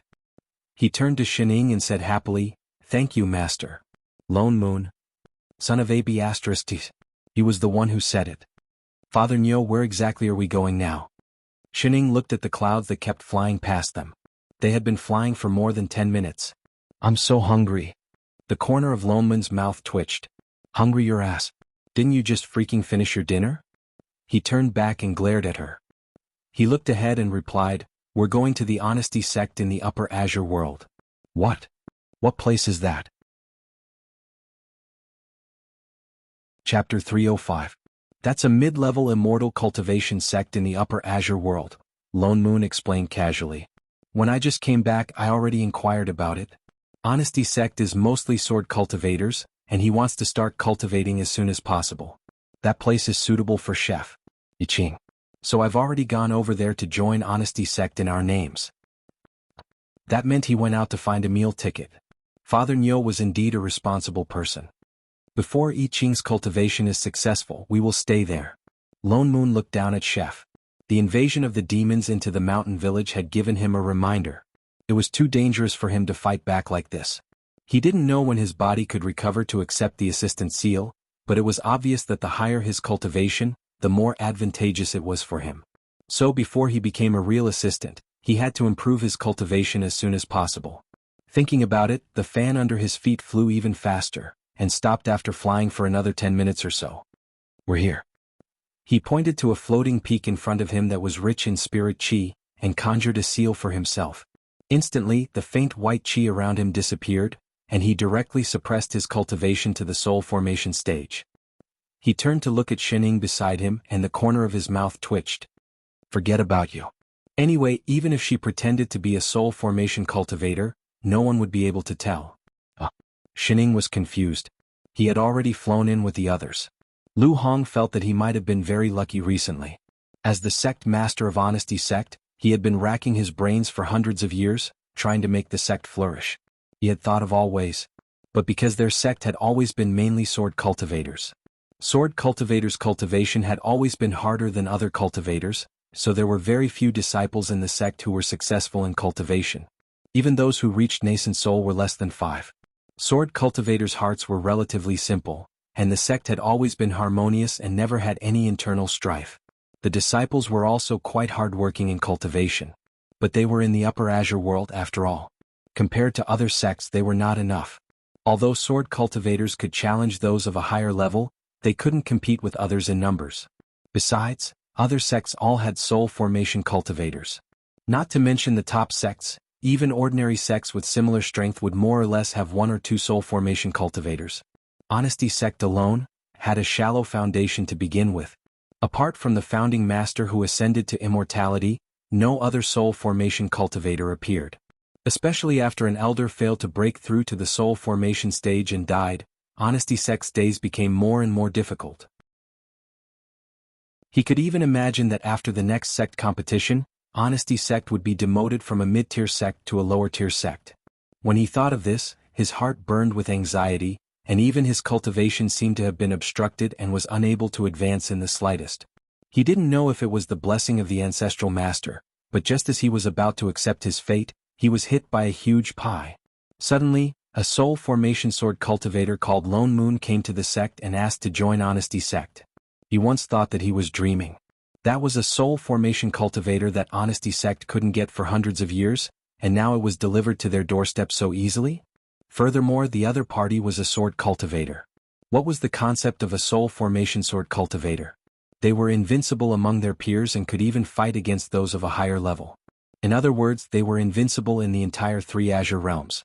Such a powerful cultivator actually wanted to join their sect, which was on the verge of falling into decline. Lu Hong felt that this must be a dream. Absolutely. But when he asked again, the other party didn't have any intention of going back on his words. He even left a trace of his divine perception in the nameplate of the sect and gave it to him. Only then did Lu Hong confirm that the other party wasn't joking. He was instantly overjoyed.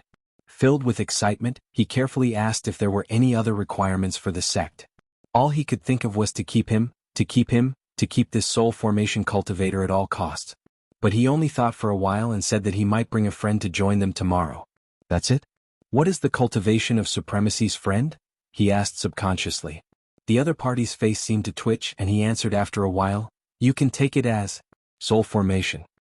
After saying that, he indicated that he was going to pick someone up first, and left Honesty Sect.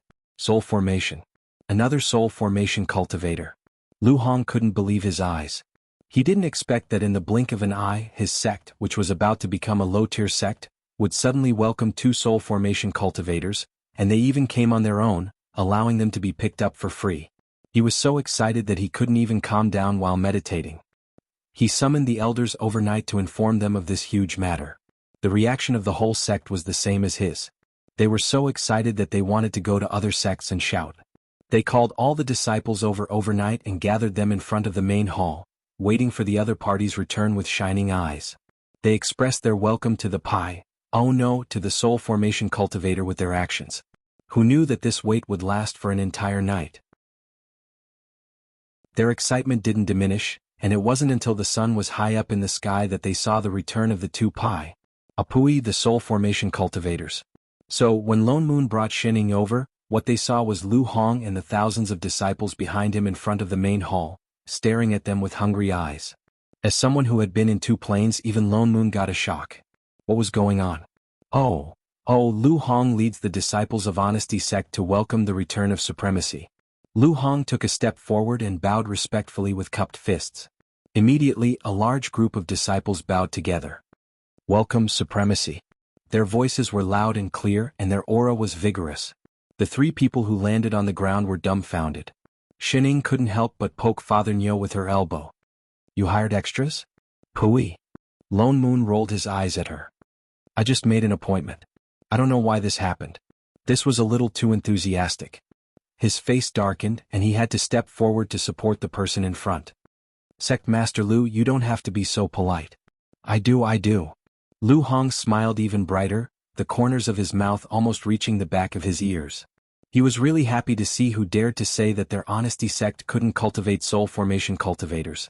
They didn't need to do anything, they just needed to pick them up. It is the fortune of Honesty sect that supremacy can join us. So this time, I would like to let my disciple admire supremacy's elegance. As he spoke, he stepped aside and invited him in. Supremacy, please. The 3 followed into the hall, and the thousands of disciples outside dispersed. But from time to time they could feel several curious eyes looking at them, intentionally or unintentionally. Only Lu Hong and another nascent soul cultivator were left in the hall. Lone Moon first did a routine business exchange with the sect master. After a while he looked at the 2 and said, "Oh yes, we just came here and are not familiar with our sect. Is the soul formation cultivator in the sect here?" They were going to stay here for a long time after all, and it was necessary to bow to them. Chapter 306. Lu Hong stiffened, and a trace of surprise flashed across his face. Could it be that he didn't know that there were no soul formation cultivators in Honesty sect? He immediately became nervous, afraid that the other party would go back on his words. He exchanged a look with the junior brother beside him before speaking carefully. I'm sorry to say that before supremacy came, our sect did not have any soul formation cultivators. Lone Moon didn't expect that this sect would be so weak, but thinking that it was a mid-tier immortal sect, he didn't mind. What about the nascent soul cultivators? There are 3? 3? So few. Was it so hard to survive in the Upper Azure world now? Yes, one is me, the other is my junior brother Lu Rui. Oh, what about the other one? Wasn't there supposed to be 3? The other one unfortunately failed to break through to the soul formation stage a month ago and passed away. Lone Moon, Shining, Yi Xiao, wasn't there only 2 of them? No wonder they were so enthusiastic and even lined up the whole sect to welcome them. There were only 2 nascent soul cultivators in the whole sect. How dare they call themselves a mid-tier immortal sect? Even the ordinary immortal sects in the Middle Azure world weren't so shabby. Forget it. Lone Moon sighed. Anyway, they were only staying in the lower realm for chef. We're a little tired from the journey. Sect Master, please arrange a place for us to rest. Of course.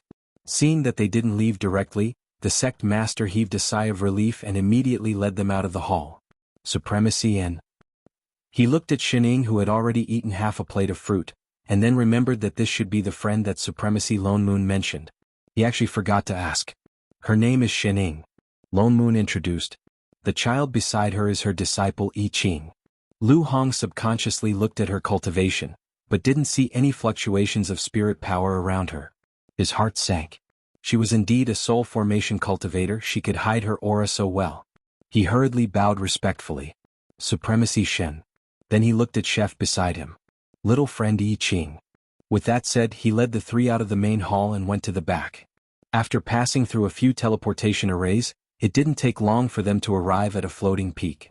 All he could see was a field of pink. This was a peach forest and the flowers were in full bloom. It looked very beautiful and he could faintly see some low-level spirit herbs everywhere. There was a small building in the forest that was extremely elegant. This? Lone Moon was a little confused. The scenery was good, but wasn't the spirit chi here too thin?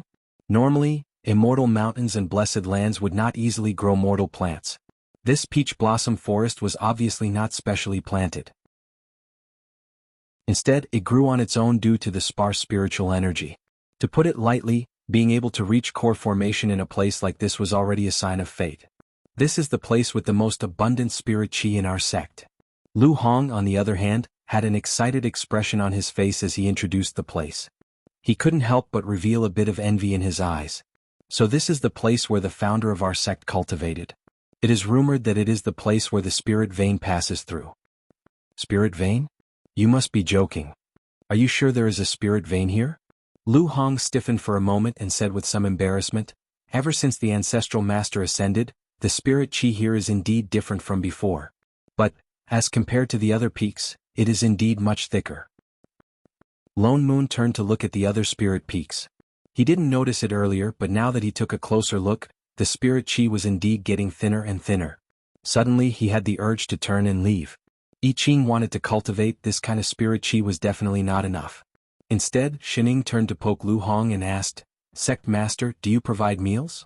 Lu Hong faltered for a moment, thinking that she was afraid that the disciples around her would be hungry without grain liberation.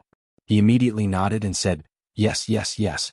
Our sect doesn't have much else, but we have especially many low-level disciples. That's why there are several canteens in this sect. Alright, we'll stay. Xin Ying's eyes brightened. That's enough from you.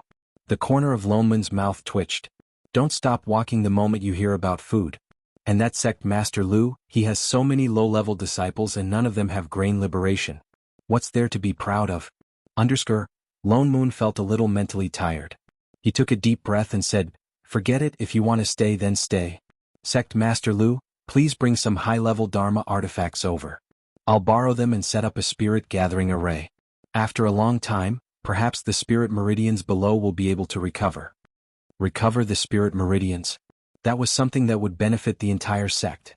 Lu Hong's eyes brightened and he immediately took out his storage bag. Alright, all the Dharma treasures of our sect are here.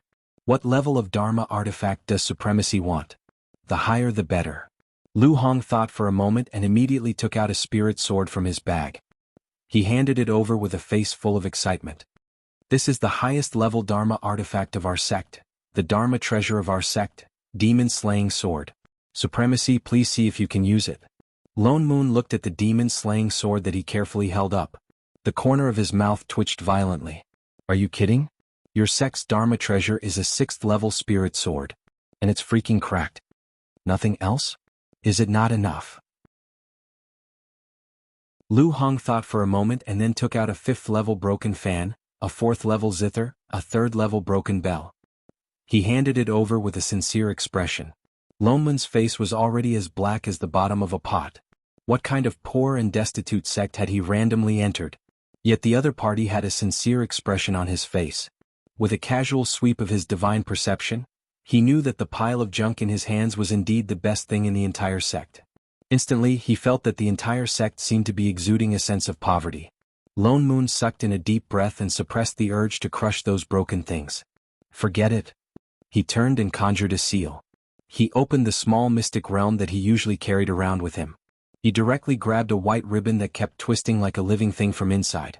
Instantly, the surrounding spirit chi increased tremendously. It was astonishingly rich, as if it was about to materialize. Without any guidance, it surged into his body. Lu Hong's spirit was instantly lifted. Even his cultivation that had not moved for a long time was slightly loosened. He could not help but stare at the white object in Lone Moon's hand with wide eyes. Could this be a spirit meridian? He exclaimed. It's an immortal. Lone Moon stopped halfway and sighed. Forget it. Just take it as a spirit meridian. He still had half of the immortal meridian that the little bird had given him. He directly took 2 steps forward, conjured a seal, and planted the half of the immortal meridian in his hand. In an instant, something spread out from the entire floating peak. The originally thin spiritual chi instantly surged and filled every corner of the sect. The ground also shook. With the help of Spirit Chi, Honesty Sect, which was originally floating more than 10 meters in the air, began to rise straight up. In a moment, it was already floating above the clouds. The richer the Spirit Chi in the blessed land, the higher it would float. This was common knowledge in the three azure realms. But no one had ever seen it go straight up into the sky. Lu Hong was so shocked that he dropped the Dharma artifact in his hand. He opened his mouth wide in disbelief. "Come with me for a while." Lone Moon tugged at the dumbfounded Lu Hong. "Supremacy, where are we going?" Lu Hong was still confused. "To check the accounts." I just can't stand the sight of you being so poor." Lu Hong, Shining, I Ching, Fruit Daddy was still the same daddy?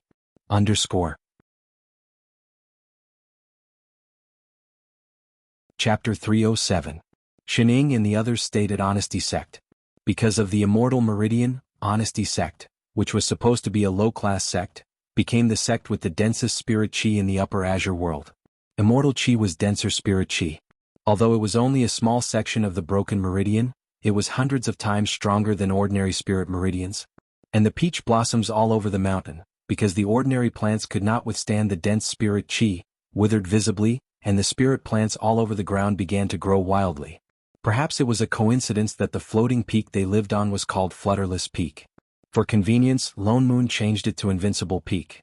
Perhaps because he mistakenly entered a poor sect, Lone Moon felt that it hurt his dignity as a CEO.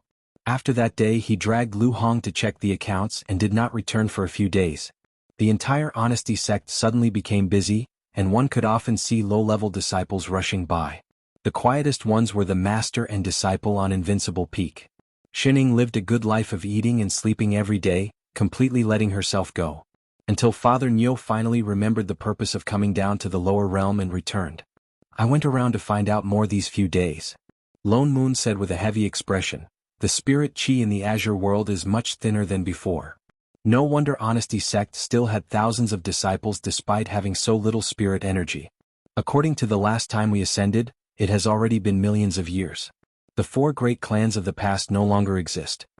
He sighed, feeling as if the world had changed and things remained the same, but the people had changed. "Oh," Shining responded. She was not as emotional as he was. She already knew it when she first saw Long Worm. "I think the decrease in spirit chi should be related to Azure World becoming an independent world." Lone Moon guessed that this was an immortal mystic realm in the past, and a world nurtured by immortal meridians. Naturally, there was plenty of spirit chi and so many soul formation and itinerant immortals. But since Azure World became one of the 3,000 worlds, all the spirit chi was nurtured by heaven and earth, so it was natural that it would be thin. There were gains and losses. It seemed like it would be more than 100 times harder for people in Azure World to ascend and become immortals. "Oh." Shining continued to eat her pastry. "The other half of the immortal meridian that I planted will slowly be assimilated by the Azure World. It won't last long," Lone Moon said seriously. "That's why we have to get Chef to cultivate as soon as possible."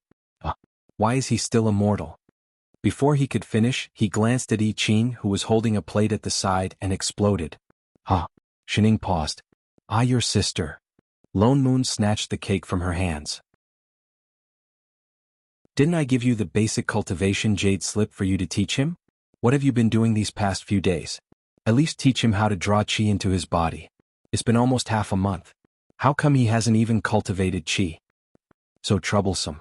Troublesome my ass. You're just lazy." "Father Nyo." Shining suddenly said seriously, "Are you sure you want me to teach you?" Dang. He stopped mid-sentence. A row of images of adamantine Barbie flashed through his mind, and the corner of his mouth twitched. "I teach." Gnashing teeth. JPG damn it, if I Ching really became a body cultivator he would disband Invincible Sect when he got back. "Chef, sit down cross-legged." He turned to look at I Ching.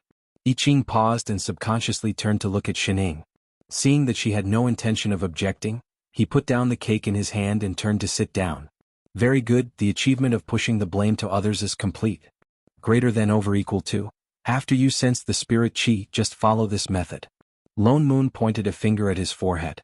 A trace of spirit chi flowed through his meridians. Just as he was about to withdraw it, A large amount of spirit chi surged into I Ching's body, squeezing out the spirit chi that he did not have time to withdraw.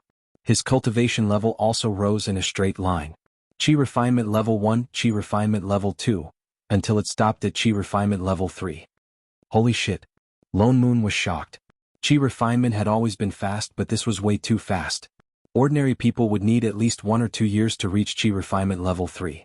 How long did he take? Not more than 10 seconds. What's going on? He looked up at the person beside him. He's Chef, Shining replied matter-of-factly. Isn't that obvious? Of course He paused and widened his eyes. You're not going to say that apart from his body, his cultivation level did not drop as well, are you? Chef was a dragon. His initial cultivation level was divine realm. His body was special now. It could not withstand too much cultivation. He looked like a mortal before because he did not have spirit chi. In other words, as long as he had enough spirit chi, he would not need to cultivate at all. That's right. Son of AB***, this bunch of damn cheats. I Ching looked at his little hand curiously. His eyes brightened. He was a child after all. He turned his head and looked at Shining, who was behind him. His face was filled with, I've learned it, please praise me, please reward me. Shining paused. She picked up a cake from the table and handed it over. Here. Reward. I Ching's expression brightened. He immediately stood up and took the cake. So the master and disciple happily ate the cake together. Lone Moon. F*** King retard. Just as he was about to say something, a person flew over hurriedly from afar. Greetings, Supremacy. The person bowed in Lone Moon's direction. What's the matter? Lone Moon recognized him as the disciple beside Lu Hong. Supremacy, Sect Master has an urgent matter. He wants to invite Supremacy to the main hall. Lone Moon frowned. Ever since he checked the accounts, Lu Hong ran away faster than a rabbit every time he saw him. Why did he take the initiative to invite him this time? Got it? I'll go over right away. He lowered his head and glanced at I Ching beside him. The corner of his mouth twitched, but he could not help but add, you should stabilize your cultivation first. You created your own sword technique. I can't teach you. You can only rely on yourself to slowly understand it. Yes. I Ching nodded his little head, his face still cold and indifferent. Lone Moon then followed the disciple and flew towards the main peak. When the figure disappeared, I Ching's demeanor changed instantly. He was no longer cold like before. He was still a child after all. No matter how calm he was, he could not suppress the excitement of his first cultivation. He pulled Shining aside and asked her about it. Master, was that cultivation just now? I see a lot of colorful lights around me. Master, was that spirit chi? I have those lights in my body now.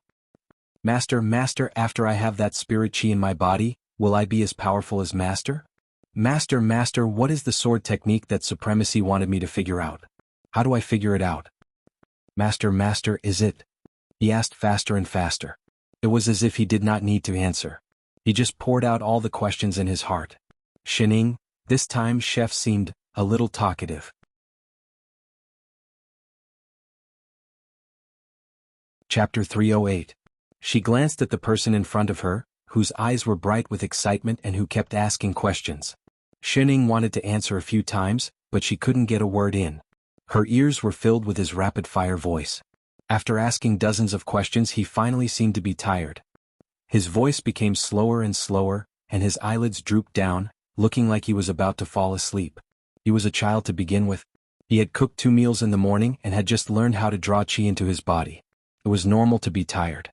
Master, I often don't understand what you're talking about. Did I forget something? Master, I can cook a lot of delicious food? So, you'll always be with me, right? Master, I Ching likes you more than Grandma Wang. With that said, he seemed to be unable to hold on any longer. His little body swayed and fell forward, looking like he was about to hit the ground. Shining casually scooped him up and carried him back, her eyes darkening. With a sigh, he turned around and walked into the house. Hopefully he wouldn't sleep for too long. After all, he still had dinner. Speaking of which, who was Grandma Wang? Fortunately, Chef only slept for 2 hours before waking up. I Ching rubbed his eyes and got up. He was stunned when he saw Shining guarding by the bed. His little eyes brightened instantly. He didn't know why, but he felt warm in his heart. When he was in the small mountain village, he was always alone. That was why he was especially envious of the other children in the village. They had parents beside them when they slept. Even Nyonyo had Grandma Wang. Only he didn't. Every day he slept alone and woke alone. Although he was already used to it, he always felt that somewhere was empty. But now he seemed to have one too. He had a master. Master. He turned and hugged the person beside him. His whole little head was buried in her. Shining didn't pay attention and was almost knocked down by him. She hurriedly moved one leg to the side to stabilize herself. Coincidentally, she kicked the bamboo basket at the side. With a crash, fruit cores fell all over the ground. I Ching was still in her arms. He looked at the fruit cores on the ground, then looked at Shining. Suddenly he understood something. His little brows furrowed in disapproval. Shining subconsciously looked at the sky, pretending that she didn't see anything. Master, didn't you say that these fruits are not ripe yet and can't be eaten for the time being? This is actually what Father Nyo ate. Yes, definitely. Must. All right, I was waiting for you to wake up. I was bored after sitting for too long, so I ate a few. You finished eating. Chef had indeed changed.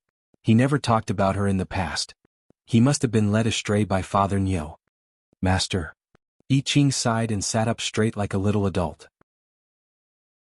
His face was serious and he was about to say something. Suddenly, a childish voice came from the door. He said carefully, Disciple Lu Tao requests to see Supremacy Shen. Uncle Master I Ching? Lu Tao? Oh. Shining paused. Seeing that there was no response from the outside, he probed, Supremacy Little Uncle Master, are you there? Here. I Ching answered and immediately jumped down from the bed. He brushed off the wrinkled corner of his clothes and glanced at Shining. Come in. Only then did the creaking sound of the door being pushed open.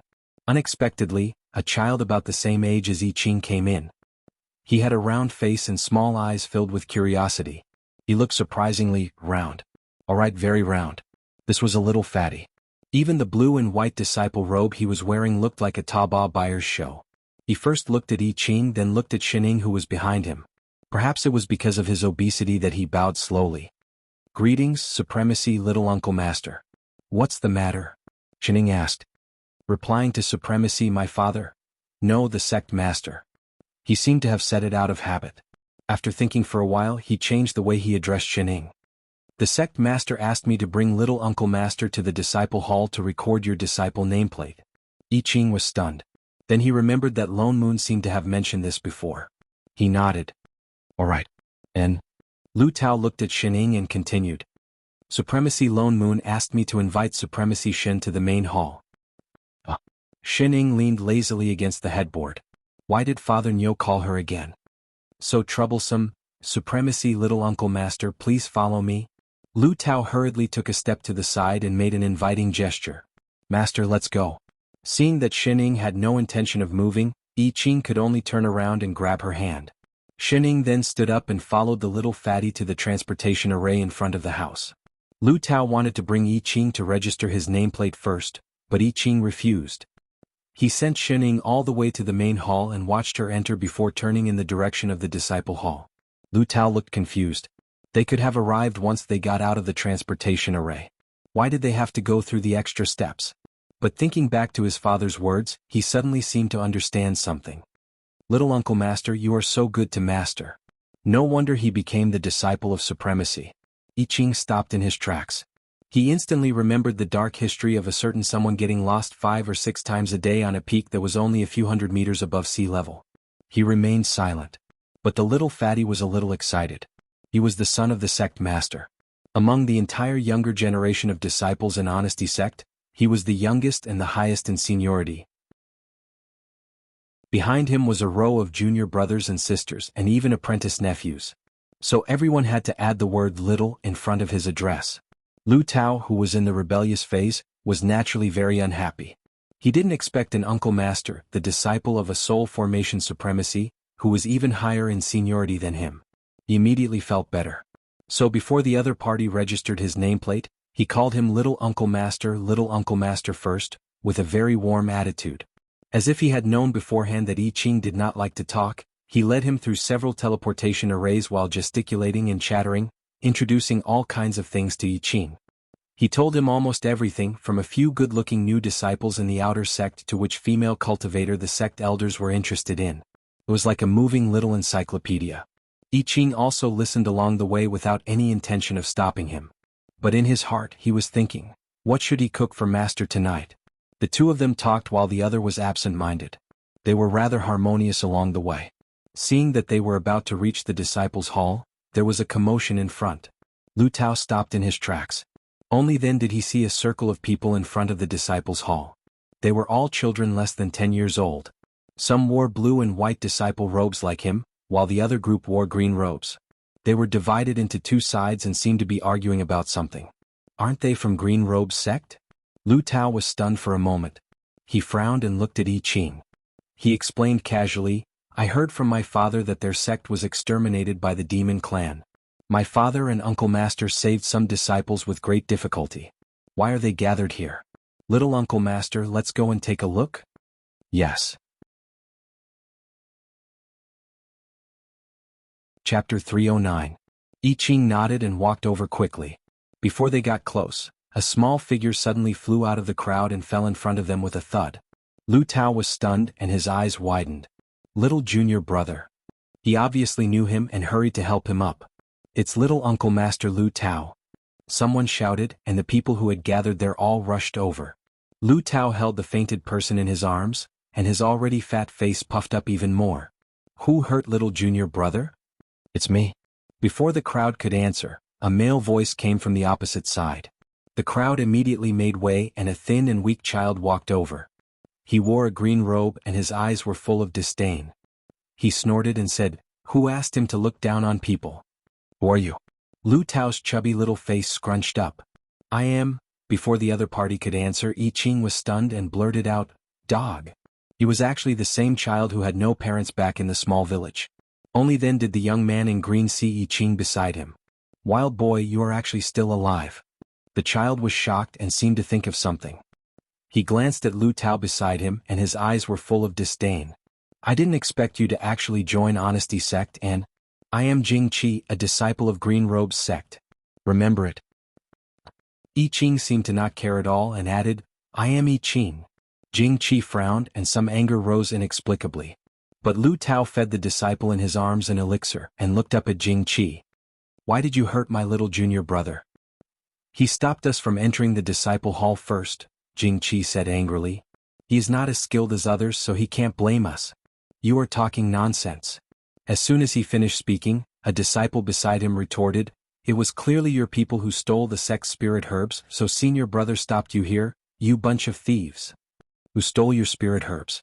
Don't you slander us. Jing Qi said indignantly. How dare you deny it? The disciple pointed at a little girl behind him and said, The ones on her head are the ones.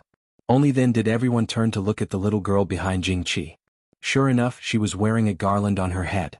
There were colorful flowers on it, faintly exuding spiritual energy. That's the spirit grass that the sect leader told us to plant. Little senior brother has been taking care of it for more than a month. But as soon as they came, all of them were plucked clean. That was why they came to stop them. As soon as these words came out, everyone looked at the little girl. They were all young and anger came quickly and directly.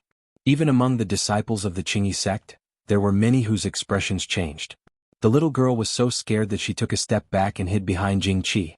Her eyes turned red at once and she grabbed the corner of Jing Qi's clothes tightly. With a crying voice she said anxiously, I don't know, I just think those flowers are pretty, big brother Jing Qi. Jing Qi immediately put on a distressed expression. He was clearly still a child, but he directly turned around and hugged the little girl who was 1 year older into his arms and comforted her. The scene was a little awkward no matter how one looked at it. Little junior sister, don't cry. My heart will ache. With that said, he turned around and glared at the other children in front of him. Isn't it just some broken grass? It's worth it for you to bully people like this. After understanding the cause and effect, Lu Tao was furious. It was clearly the other party who stole the spirit herbs first and injured them later, but she could still be so righteous. Stealing the sect's spirit herbs is a big crime. She must be punished for stealing. The little girl cried even more sadly. Are you all deaf? Jing Qi glared at him and said, My little junior sister already said that she didn't do it on purpose. She didn't even know that it was a spirit herb. As the saying goes, those who don't know are not guilty. This matter can't be blamed on her. At most, we will return it to you in the future. Whether she knows or not, the spirit herbs are with her now, Lu Tao said seriously. Lu Tao said seriously, she should be punished. Moreover, you injured my junior brother just now, so you're the same. You. Jing Qi became even angrier, his face full of anger as if he had been greatly wronged. Suddenly, he thought of something and turned to look at I Ching beside him. Wild boy, do you think so too? I Ching was stunned, and a trace of confusion flashed across his face. He had just thought of the 10th dish he was going to make for Master tonight. My junior sister is still a child. Do you really have to be so aggressive? He said this as if the others were not children. I Ching glanced at the little girl behind him with a frightened face, and then understood what he was asking. His little face darkened, and after a while he said, "Wrong is wrong. You." Jing Qi's face was full of disbelief, as if he had been betrayed. You are actually such an ungrateful person. Do you know that little junior sister is the daughter of the Green Robes sect master? I Ching was stunned, but his expression did not change. Then? Does it have anything to do with this?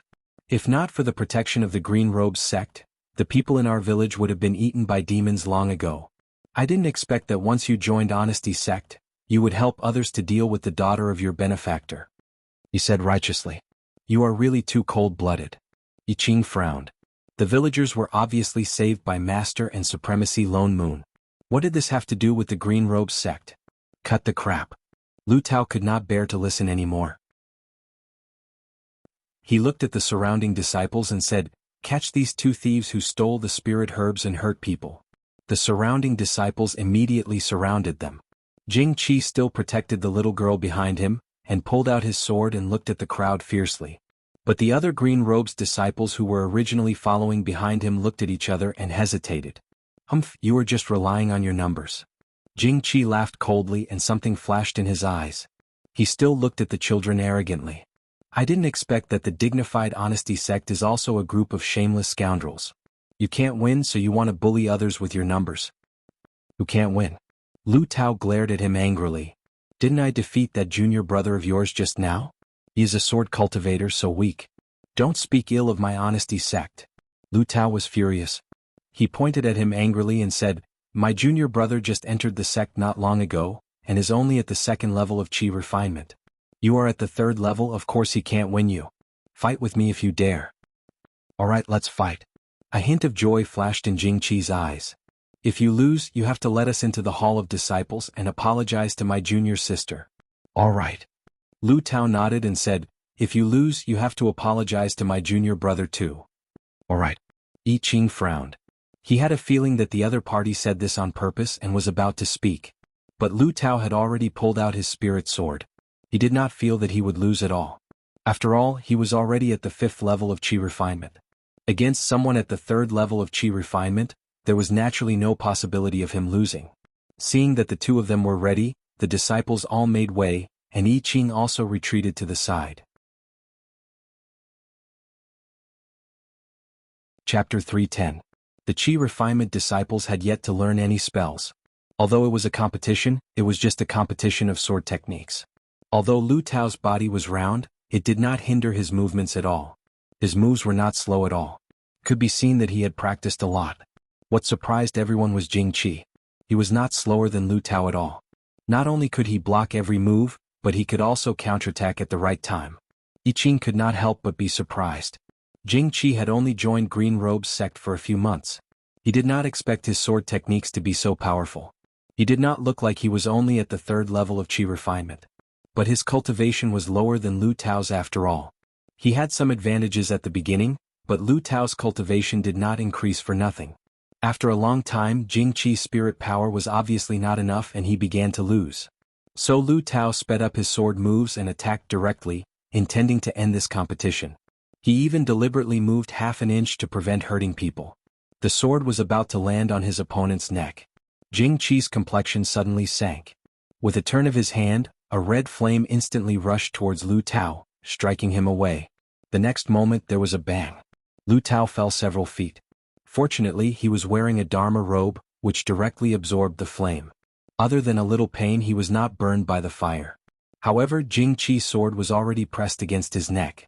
Jing Qi looked at him mockingly and said coldly, Damn fatty, you've lost. Lu Tao was stunned. He looked at the sword that fell not far away and did not react for a moment. The people present all exclaimed in a low voice.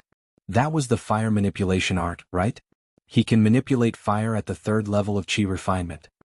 So powerful. That is a spell that can only be used by Foundation Establishment cultivators.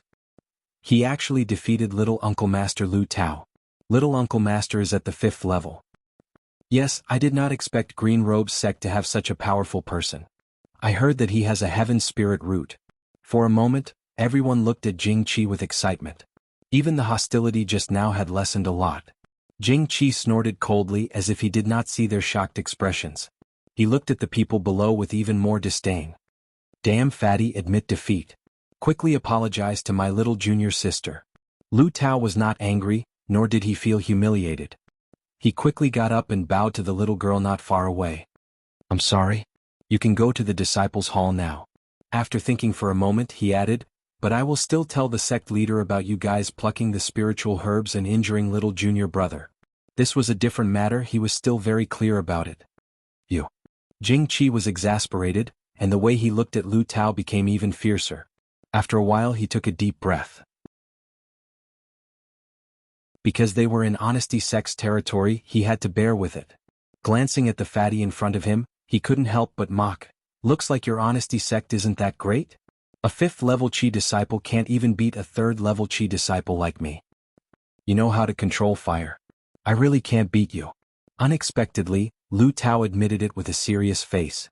How could a child who was less than 10 years old have so many twists and turns? Even the other disciples nodded their heads, as if they did not understand the mockery in his words. Jing Qi felt as if his heart was being stifled for a moment. His anger was unable to rise or fall, and he just wanted to find an exit. Turning his head, he saw I Ching, who had just come with the fatty. His eyes darkened instantly and he pointed directly at him. Hey wild boy, we are also from the same village. Why don't we have a competition too? For some reason he just couldn't stand this person. They were both orphans, but he seemed to be one head above him in every way, whether in the village or now. He often called people uncle and auntie, but the villagers preferred him who didn't talk much. He was lucky to join an immortal sect, but he turned around and joined the bigger Honesty Sect, as if he was born to be his nemesis. Don't worry, I won't use the fire manipulation art. He said with some eagerness, as if he wanted to prove something. We are both Chi Disciple level 3. No. I Ching rejected instantly. What? He was stunned for a moment, and then he laughed coldly and provoked him. Are you afraid that you can't beat me and lose to me? Yes, I can't beat you. He hadn't learned sword techniques yet. Jing Qi was speechless. He didn't expect I Ching to really admit it. Suddenly it was like punching cotton and he felt depressed and suffocated. I Ching thought for a while and added, I'm not free either. He had to go back and cook for master later. It took him a lot of effort to think of 20 dishes. With that said, he directly turned and walked into the disciples' hall without waiting for the other party's reaction, and also called the little fatty away. Only Jing Qi was left, his face dark, and his hands by his side instantly clenched. In the main hall, Sect Master Lu Hong sighed and looked at Lone Moon beside him. I didn't expect the demon race to be so rampant now. They actually dared to gather people to attack an immortal sect. Green Robe's sect was careless and thus fell into their hands. They didn't activate the protective mountain array? Lone Moon frowned. Normally, every sect would have a protective mountain array to block the enemy's attack, and to buy time for rescue. Green Robe's sect was not far from Honesty Sect. Even if the rescue was not in time, it wouldn't be to the extent of being wiped out, right? I also don't know why their protective mountain array was not activated. Lu Hong shook his head. By the time I received the news, it was already too late. But I found the demonic aura of a 10th level demon king there. I'm afraid that even if the array was activated, it would not be able to stop those demons. 10th level? The demon king personally attacked? He suddenly thought of a certain rabbit. When did the demon race become so courageous? So many demons, why did they attack a small sect? I also don't understand this matter. Lu Hong also looked puzzled. They usually didn't have much contact with Green Robe's sect, but they also knew that it was a sect poorer than them. Apart from the sect master who was a nascent soul, there were very few golden core disciples in the sect. When Junior Brother and I received the message and rushed over, the entire Green Robe sect was almost slaughtered. Shining, what do you think happened? Lone Moon looked at Shining beside him. Shining looked up. The demon race attacked Green Robe's sect. The corner of Loneman's mouth twitched. They were in a meeting after all. Even if she was pretending, she should at least be more serious. Green Robe's sect is less than 100 miles away from here. To the south. Thinking of her poor sense of direction, he immediately changed his words. It's the immortal sect near the village that I Ching was previously at. Oh. Shining seemed to have just reacted. The demon race has never acted in groups. Lone Moon frowned. First it was that small village, then Green Robe's sect. So many demons appeared together and they were all nearby. There must be another reason. Xinying's eyes narrowed. After a while she said, "That alarm," as expected. Lone Moon's heart could not help but tighten.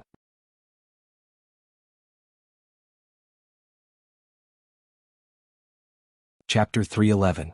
You also think it has something to do with that person? Lone Moon's eyes lit up. The demons obviously had a motive. And when they were in that small village, the only abnormal person was the one Xining met, the person that the God Fiend said had a providence skewed towards.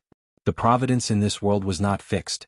It was rarely concentrated on one person, but the total amount did not change. In other words, if one person had more providence, it would be less relative to others. There were gains and there were losses. Xining said that she met the person who had providence skewed towards, and he had already left. And that night the demons attacked the village. Then the immortal sect next to it, Green Robe's sect, was also annihilated. They were so close that it was impossible not to think of them. Supremacy, what do you mean? Did you figure out the reason? Lu Hong was dumbfounded. Nothing. Lone Moon glanced at him and said, the demons should be looking for someone or something, so they attacked Green Robe's sect. Lu Hong nodded. Indeed, a small sect like Green Robe's sect was not worth the attention of a 10th level demon king, unless they were looking for something. Oh yes, Junior Brother and I were in a secret room, and we found a few disciples who had just entered Green Robe's sect. Disciples? Lone Moon's eyes turned cold. So, Lu Hong shuddered involuntarily. So, we brought her back. You want to take them into the sect? Lone Moon laughed coldly. It was written all over his face that you were so poor that you couldn't even feed your own people. How dare you take in new disciples? Lu Hong broke out in a cold sweat. There are many talented ones among them. Lu Hong didn't dare to speak, mainly because he was poor. Ever since Supremacy Lone Moon came to Honesty Sect in just a few months, the whole sect had changed. The spirit chi was rich, not to mention.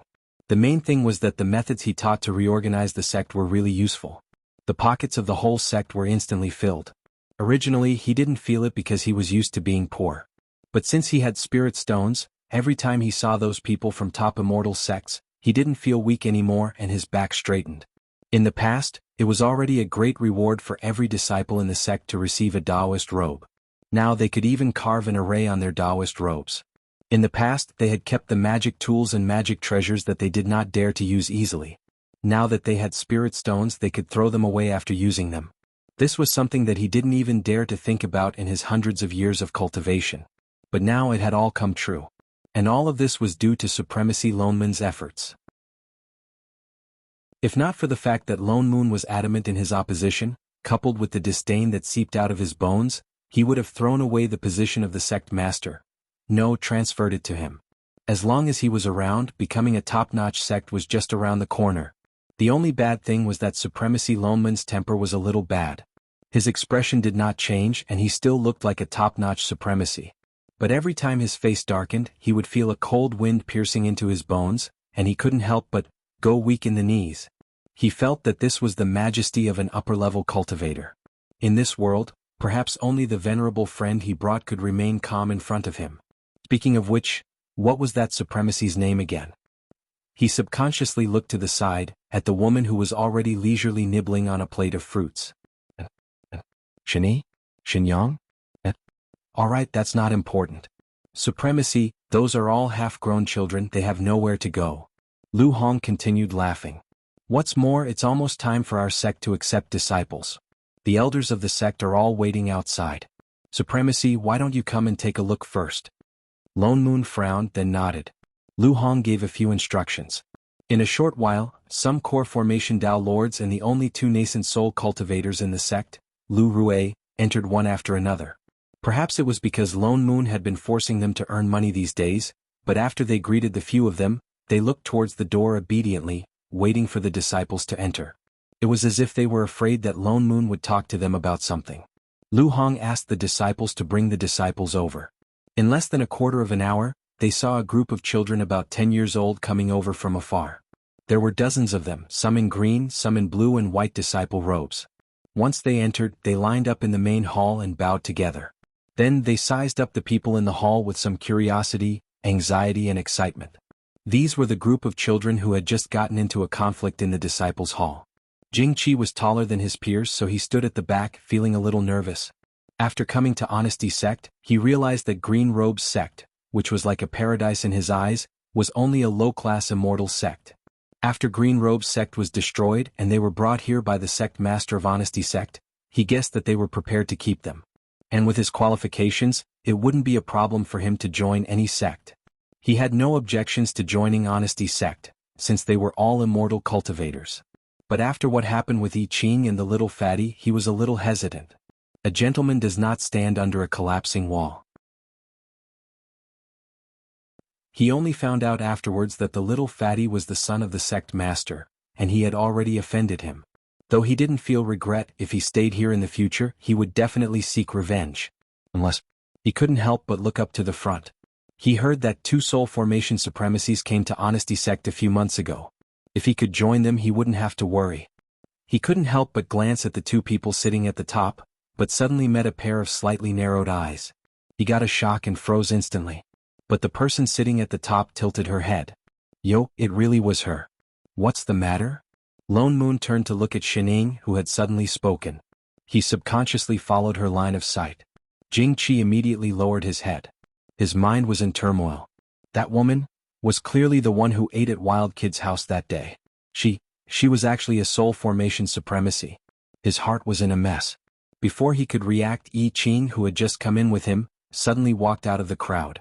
Under his and everyone's shocked gaze, he walked up to that woman and called out very naturally, "Master." Jing Qi's eyes narrowed, and the resentment in his eyes almost overflowed. That was his master. What a wild little, no I Ching. No wonder he purposely drove him away that day. So he already knew that the person in the house was a soul formation supremacy, but just didn't want him to be chosen by a supremacy too. How scheming. Shining nodded. Thinking that he was still a child now, she handed him another fruit. Here. I Ching was stunned. He looked at the fruit in her hand and took it. His little brows frowned subconsciously, but he still replied, "Thank you, master." He already said that the fruit wasn't ripe. Chapter 312. Is your disciple's name tag ready? Lone Moon, who had already turned his gaze to Chef, asked casually. Yes. I Ching nodded and turned to stand beside Shining obediently. He had to hurry back to cook later. He could not let master eat this kind of unripe fruit again. Lu Hong looked at Lone Moon and suggested with a smile, "Supremacy, among the disciples that we brought back this time, there are indeed quite a number of disciples with good aptitudes. There's even a fire elemental heaven spirit root. One look and you can tell that he's a good seedling that's very suitable for sword cultivation." He immediately began to recommend, implying that Lone Moon should also accept a disciple. Aren't we a sword cultivation sect? Lone Moon was not moved at all. He picked up the teacup beside him and said, "Sword cultivation is the heart of the sword. The understanding of sword techniques has little to do with spirit roots. Besides, the difference between spirit roots is only the amount of spirit chi absorbed. We don't lack spirit chi here." Yes. Lu Hong's mouth twitched. "You have money, whatever you say is right." After thinking for a while, he did not give up and said, "This disciple's ability to understand is not bad, and he is also smart. I heard from the surviving disciples of Green Robe's sect that he was the one who let everyone hide in that secret room, so that these disciples could escape." Lone Moon raised his eyebrows. Seeing that he was interested, Lu Hong continued, "Supremacy sect is empty, you don't see any disciples. Even Shin. Supremacy Shin already has a disciple. Why don't Supremacy also accept one so that you can pass on your mantle?" Lone Moon's mouth twitched. Who said he was empty? There were still more than 200 disciples in the invincible heavenly palace in the immortal world, which one of them was not taught by him. If not for Shining this cheat, would they be able to cultivate crooked? Could they? Even now, I Ching said that he was Xin Ying's disciple, but in the end he was still the one who taught them. Seeing that he did not reply for a long time, Lu Hong thought that he had admitted it. He quickly looked up at the group of little radishes in front of him, and waved at Jing Qi, who he had met once at the back. "Come, child, come to the front, let supremacy see." The children were stunned and turned around curiously. Jing Qi was overjoyed and clenched his fists. Thank goodness. There were two supremacies in Honesty sect. If he joined the other sect, he would not be any worse than I Ching. He suppressed his excitement and took a step to the side. Only then did he pass the crowd and walk forward. Only then did Lone Moon look up. Then, puff. He was so shocked by the scene in front of him that he spat out a mouthful of tea and instantly stood up from his chair. *CK. What the hell was this? Shen Ying's exclamation of surprise echoed in his mind. He turned and glared at the person beside him. You freaking knew. It's not that early. Shen Ying tilted her head. 2 minutes ago. *CK. Would it kill you to remind me? I don't think so. Say that again. He said word by word, his face filled with the words food expenses. I just reminded you. You were obviously looking at Chef and didn't realize it. Mother *her. Lone Moon had an urge to tear her apart. Supremacy? Lu Hong, who was at the side, was dumbfounded. Why did they suddenly quarrel? Should he stop them? This is... What's wrong? Is there a problem with this child? The corner of Lone Moon's mouth twitched. He glanced at Jing Qi below and then sat back down. No problem. In the eyes of others, there was indeed no problem. After all, it was just a 10-year-old child. However, in his eyes, this 10-year-old child, who was not even as tall as his waist, was shrouded in a shadow. It was as if he was wearing a transparent humanoid costume, and the two figures were stacked together. The key thing was that the shadow was a fatty, the kind that was as fat as a ball. He could even see the 4 or 5 layers of his belly glistening with oil. It hung straight down and just happened to cover a certain indescribable part. That was right. It was a naked fatty. His fat face made the same expression as the child in his body. Perhaps because of the contrast, it looked even greasier. The key thing was that in the shadow's fat, there were balls of familiar aura. It was the providence of the god fiend that suddenly tilted and disappeared. However, none of this counted for much. What was more important was that the moment he saw him, the 3 bright red words that suddenly appeared in his mind were enough to blind him. Intruder. Holy shit. He had an urge to curse. It was obvious that the person in front of him was the result of the previous plane warning. This was an invader who transmigrated from another plane. As a newbie, Lone Moon really did not know how to deal with the so-called plane crisis. And the other party did not seem to know what they looked like. This was different from any plane invasion that Xinjing casually mentioned. He turned to look at Xining. Seeing that she did not look like she was going to deal with it immediately, he could only bear with it for now. Supremacy, what do you think of this child? Lu Hong wanted to say a few more words of praise. Lu Tao suddenly rushed in, his face anxious. Dad. Not good. Tao. Lu Hong reprimanded. Why are you so flustered? Dad. Lu Tao remembered his purpose and said anxiously, not good. Little junior brother suddenly started to vomit blood. The uncle master in the medicine hall said that he needs qi nourishing pills to recover. Jishu? Lu Hong frowned. Speak slowly. How did he get injured, and how did his meridians get injured? And he needed qi nourishing pills? Lu Tao was stunned. He turned to point at Jing Qi behind him. He got injured in a fight with him. I thought he just fainted. I didn't expect it to be so serious. With that said, he recounted what happened in front of the disciples' hall. Jing Qi's expression turned cold. A murderous look rose in his eyes. This fatty was despicable indeed. He must have deliberately chosen this time to complain. Nonsense. Lu Hong's expression darkened. He glared at him. No matter what the reason is, disciples of the sect are not allowed to fight in private. No matter how big the matter is, the uncle masters will deal with it. He turned to look at Jing Qi in front of him. You are the same. Although you are not a disciple of the sect, you are not allowed to hurt others. He reprimanded both sides, treating it as a child's play. However, he admired Jing Qi from the bottom of his heart. After all, a 3rd-level qi refinement could defeat a 5th-level qi refinement. It was enough to show that Jing Qi's talent was extraordinary. However, the other party clearly did not think so. Jing Qi's expression darkened. His entire body exuded a gloomy aura. They were indeed father and son. One went back on his words. He said that he would not pursue the matter, but he ran in to complain. The other was even more biased. He subconsciously looked at the supremacy who was full of immortal chi. He could not help but feel a little expectant. He hoped that he was different from the others. He could see through the appearance and say something fair. However, after waiting for a while, the person did not say anything. He seemed to be thinking about something. Lu Hong took out a bottle of chi-nourishing pills and gave it to Lu Tao. Chapter 313. Give it to your junior brother. Let him receive his punishment after he recovers. With that said, he looked at Jing Qi and added, "You too, go receive your punishment later." "Thank you, father." Lu Tao was delighted. Perhaps he was thinking about his junior brother. He ran out quickly, not even looking at Jing Qi who was beside him. Instead, Jing Qi's hands tightened, the resentment in his heart grew. They were all punished, only Lu Tao was fine. He was indeed biased. Supremacy. After dealing with this little episode, Lu Hong looked at Lone Moon, still unable to resist persuading him to accept a disciple. Look at this child. After the complaint just now, Jing Qi was both nervous and expectant. A soul formation supremacy should be different. In the next moment he heard the other say a few words. "I don't accept disciples." With that, Jing Qi's heart turned cold, the expectant expression on his face instantly darkened. A wave of anger immediately surged up. What soul formation supremacy? This group of people were indeed the same. To think that he still had a bit of expectation. This.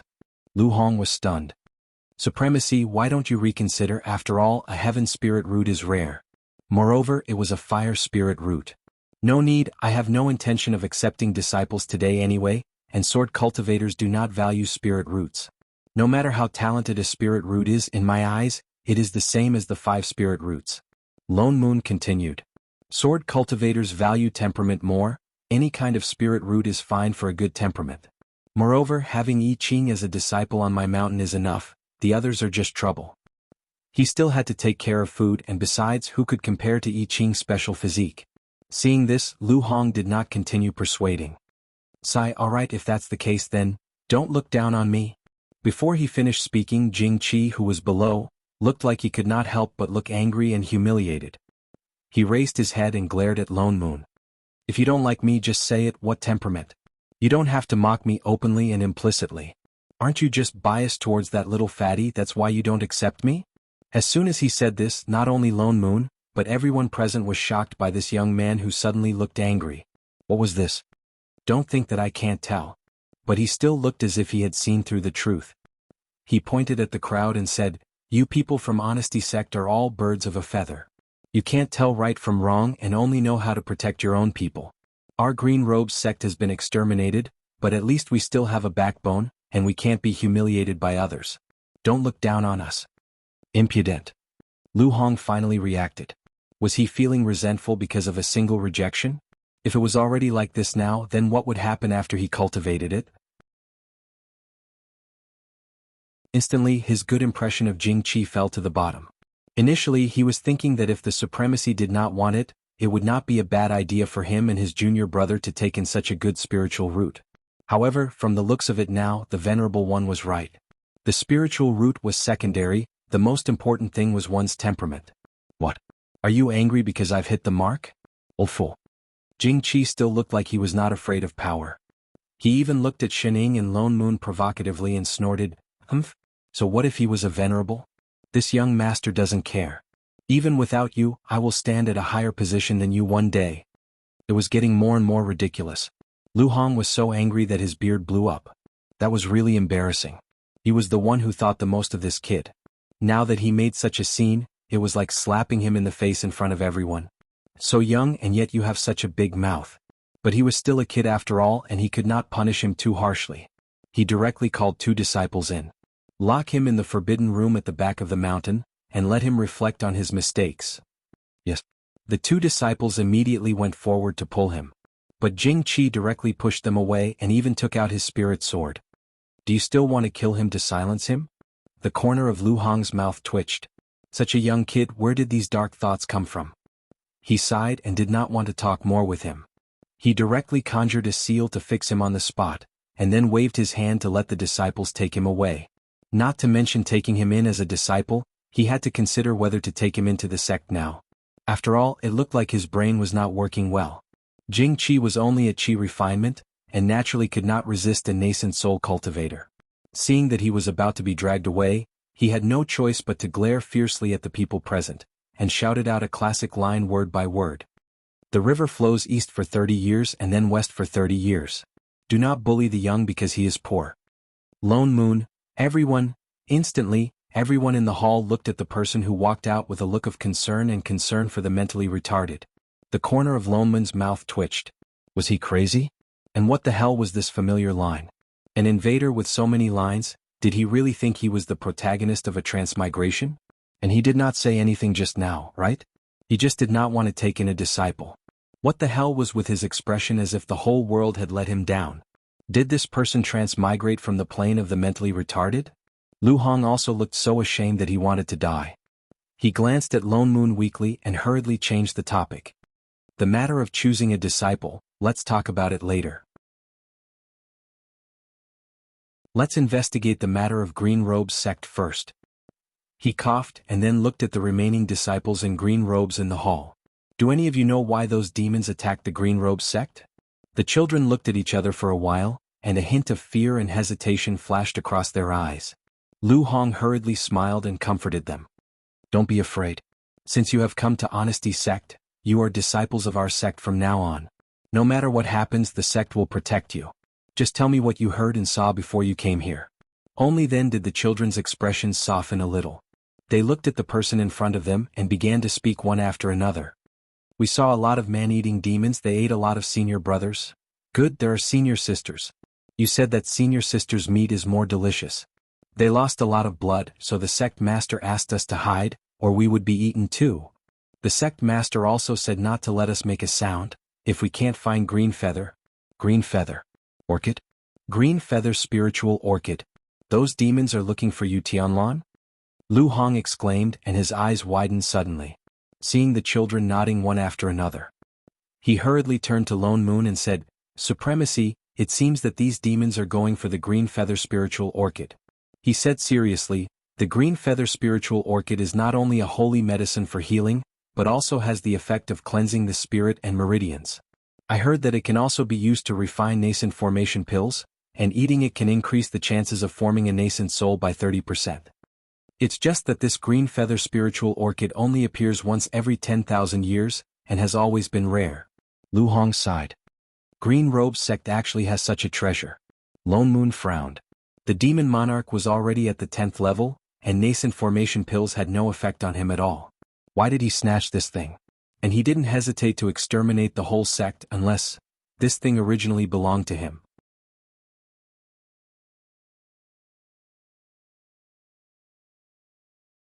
Chapter 3:14.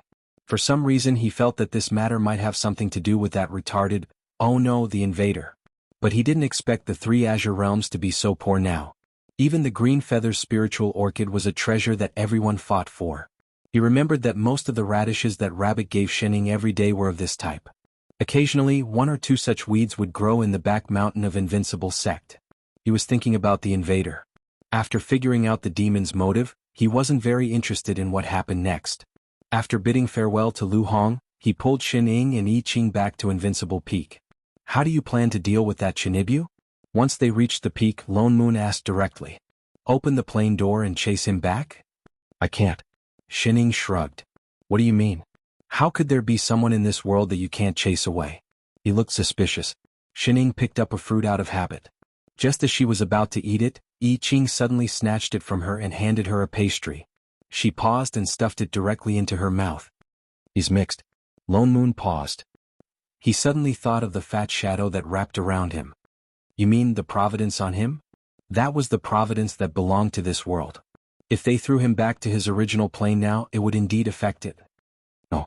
Xin Ying tilted her head. Providence is just some data. If it's missing, we can just add it. There was no difference. Lone Moon's mouth twitched. You're insulting all the children of Providence in novels. The point is the person who mixed. Person. Lone Moon paused. His eyes widened. You mean his current body? Indeed, in their eyes, Jing Qi was a fatty who had invaded their world. To outsiders, he was just a 10-year-old child. It was obvious that the fatty was the true body of the invader, which meant that the other party was a soul transmigrator. You're not going to say that the unlucky ghost that he possessed is still in his body, are you? Yes. Shining nodded. Holy shit. Lone Moon cursed. Indeed, he couldn't just kick him back like that, because he would kick two people at once. By then, it would be their people invading another plane. That's not right. He suddenly thought of something. Logically speaking, a body can only contain one soul. If his soul was possessed, the original soul should have been squeezed out. The system is incompatible. I'm trapped, Shining said. You mean to say that the original soul was trapped in the invader's body like the karma? Lone Moon suddenly thought of the karma that was trapped in the body of the Chinibyu. How could this be? Could it be that the invader's soul was stronger than the others? Shining lowered her head and thought for a moment before replying, maybe he's wider. What? The corner of Lone Moon's mouth twitched. He thought about the layers of fat on the illusory figure.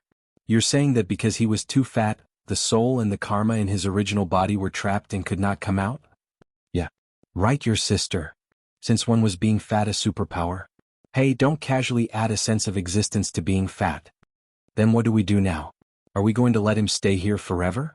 With his belly full of karma, he might really become the male lead in the future. What about the original soul? We can't just let him stay here, can we? This was the first plane mission. Did they have to start with a high difficulty? Let's wait for him to exhaust. Exhaust? You mean we should exhaust his karma first? Lone Moon hesitated. He thought about it carefully. Indeed, the reason why the invader could trap the soul was more or less because of the karma. He had too much karma on him. Naturally, he would suppress others. Of course, the native soul could not resist him. The two of them were originally fused together. They could not casually separate them. After all, he was from another plane. The soul system was different. There might be some problems when they separated. But if the karma disappeared, the native soul would naturally instinctively resist. There would be problems when the two of them fused together. Then it would be much easier to attack. But he thought of another problem. Karma is not something that can be easily exhausted. He had amazing karma in the first place. Others could not exhaust his karma at all. Unless he met someone with the same karma or an opponent that he acknowledged himself and made him want to fight, then it would be effective. We can't possibly create another cheat just for him. There is. Shining suddenly turned to look at the kitchen. Lone Moon hesitated. He glanced at a certain little figure who was cooking on a chair, very serious. This was really a wise choice. Chef, come. Let's discuss how to slap his face. In order to exhaust a person's karma, one had to strike him when he was at his most complacent, so that he could not be satisfied. That way he would want more and keep exhausting his own karma. The person who struck him down had to be the one who could make him want to compete with himself. And Chef was undoubtedly the best candidate. First of all, he came from the same village as the invader. They seemed to have the same starting point. Second, Chef was originally a dragon. He was destined to become a god. Even if the other party's karma was heaven-defying, he still needed to cultivate by himself. But Chef only lacked spirit chi. He could grow even with his eyes closed. In terms of speed, no one could be faster than him. Third, regarding the influence of karma, in theory, if that Jing Chi was lucky, a portion of people would be unlucky. This was the influence of karma. But Chef was a plain assistant. Although he could not completely bear the assistant seal because of his body, that seal was in his body.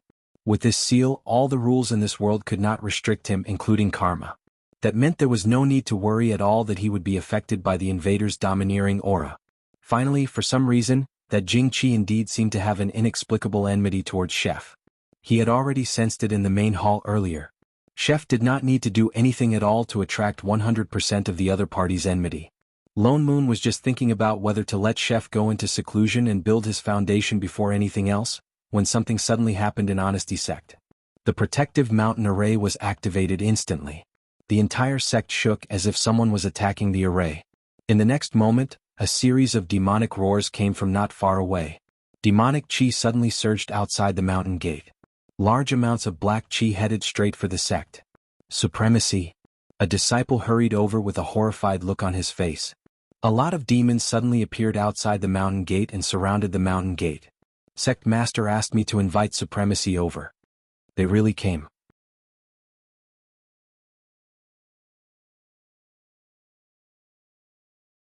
Chapter 315. Got it? Lone Moon nodded. They came pretty fast.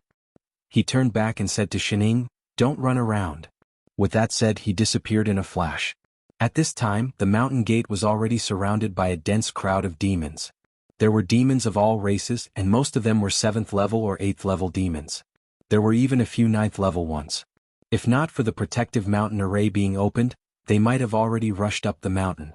Lu Hong tried hard to maintain the protective mountain array while leading the disciples to watch the demons who were ready to make trouble. Though he knew that demons were cruel and vengeful by nature, he didn't expect them to not even let off a few children, and even chase them all the way here. Old man, if you know what's good for you, hurry up and open the array, and we can still let off a few of your disciples.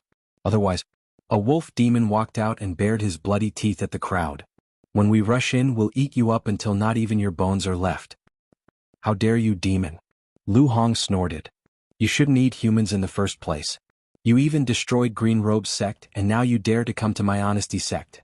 Aren't you afraid of karma entangling you and destroying 1,000 years of cultivation? Pooey. That wolf demon looked disdainful. Don't give me that. Only you humans believe in karma. We are demons in the first place. If we don't eat humans, are we supposed to eat porridge and rice? As soon as he finished speaking, all the demons laughed loudly, looking at the crowd as if they were looking at dishes. Besides, you stole our king's spirit herb first. We're just here to seek justice. The wolf demon continued. Eating a few people is already letting you off easy. If you don't hand over the green feathers spiritual orchid you stole, we'll eat all the mortals around here too. Green feathers spiritual orchid. Lu Hong was stunned. We've never seen any green feathers spiritual orchid. Don't slander us. You humans are the best at lying. You dare to do it but don't dare to admit it. The wolf demon snorted. Do you dare to say that it wasn't you who saved those brats from Green Robe's sect? We turned the whole Green Robe sect upside down and couldn't find that green feathers spiritual orchid. It must be you who took it. We did save those children because we couldn't bear to see them die in the demon's mouth. Lu Hong said solemnly, but we have never seen the green feathers spiritual orchid, whether you believe it or not. You still dare to quibble? Let's see how long you can last. The jackal demon seemed to be too lazy to talk to him. With a wave of his hand, the demons beside him rushed forward and began to attack the mountain guarding array. For a moment there were only a few loud bangs and the entire sect shook. However, the array formation still did not break. Instead, some of the weaker demons were directly bounced away. Get out of the way. Suddenly, a wolf's howl came from the group of demons, startling all the demons and making a path. Not long after, a person walked over. Compared to the rest of the demons who were still in their beast forms, he was in a complete human form. He wore a long black robe, and his whole body was filled with a shocking demonic aura. He was completely different from the others. Lu Hong's heart sank. This was a 10th level demon king. A bunch of trash. You can't even break an array formation. The demon monarch glanced coldly at all the demons, causing them to tremble. Only then did he look at the cultivators in front of him with a pair of blood-red eyes. A red light flashed in his hand, and a sinister smile appeared on his face. Since you don't intend to return the treasure, it'll be the same after you eat all of them. With that said, his figure flashed and he immediately leaped more than 100 feet, attacking the mountain guarding array with his palm. There was a flash of lightning, and the previously unbreakable array suddenly shook a few times. With a clang, it cracked like broken glass and directly dissipated. Lu Hong, who was maintaining the array formation, felt the blood in his chest churning. His body was unstable and he directly took a few steps back. However, the Demon King opened his eyes and stared at Lu Hong. I'll start with you. With that said, he roared and flew up, pouncing directly at Lu Hong. Just as his pair of sharp claws were about to pierce through the other party, suddenly a beam of sword chi fell from the sky, directly hitting the Demon King in the air. A white figure instantly appeared, waved the flute in his hand, and with a thud, the Demon King was knocked down from the sky. With a bang, the Demon King did not even have time to squeak before directly smashing onto the ground. The demon chi on his body dissipated by more than half, and instantly, he was beaten back to his original form. Lone Moon stepped on the huge wolf demon that had changed back to its original form. He frowned as if he did not dare to believe it. He asked, "This is the Demon King?" The little animals of this generation were not good, much weaker than the rabbit of the past. Perhaps because the look of disdain on his face was too obvious, the people and demons present all fell silent, with a dumbfounded expression on their faces. It felt like before it started it was already over. Soul formation cultivation. Nobody knew which demon was the first to scream. Instantly, the whole group of demons seemed to be in an uproar. They turned and began to flee, not the slightest bit of intention to save the Demon King, not the slightest bit of love for their own kind. Don't you not believe in karma? Then I'll show you what karma is. Lone Moon snorted coldly. It was not easy for him to act tough, so he had to continue. He changed his hand, and an incantation was formed instantly. Instantly, a sky full of swords appeared, directly attacking the fleeing demons below. Before they could even take a few steps, they were caught up by the spirit swords and turned into a sea of blood. For a moment, the whole Honesty sect was filled with the cries of all kinds of demons. Just that previously it was a threatening roar, but this time it was a wail of death. In less than 10 minutes there was total silence. A large number of 7th and 8th level demons died, leaving only a few small demons who were not stained with the smell of blood, but most of them were 4th and 5th level. The people of Honesty sect who were ready to fight to the death. What did they come here for? Lone Moon made a rebirth incantation, sending all these bloody demons who looked like they had eaten many humans, to the river of forgetfulness. Then he turned back. Where do you want to run to? The Wolf King, who had just crawled 2 steps, suddenly stiffened. All the hair on his body stood up in shock, and he lay on the ground, trembling. Supremacy, spare me. I didn't know that there were soul formation supremacies here. Didn't they say that the highest cultivation level here was at nascent soul? Sure enough, rumors were not to be trusted. Oh, you mean that if there were no soul formation supremacies, you would dare to come and eat people? Lone Moon's eyes turned cold. The Wolf King's eyes narrowed and he trembled even more. No, supremacy, I had no choice. The green feather spiritual orchid that I had been raising for thousands of years was stolen by them. In a fit of anger who said they stole your green feather spiritual orchid? Who cares about your radish? And a green radish. Yes, it's true. The Wolf King's ears drooped down, feeling wronged. I know that kid, he was the one who stole it. As he spoke, he pulled out an image recording stone from somewhere. Suddenly, a phantom image popped out. It was a child around 10 years old. He was thin and tall, and he was holding a green radish that was overflowing with spiritual energy. Chapter 316. This is, that Jing Qi. Lu Hong instantly recognized the person on top. He's the one who stole it.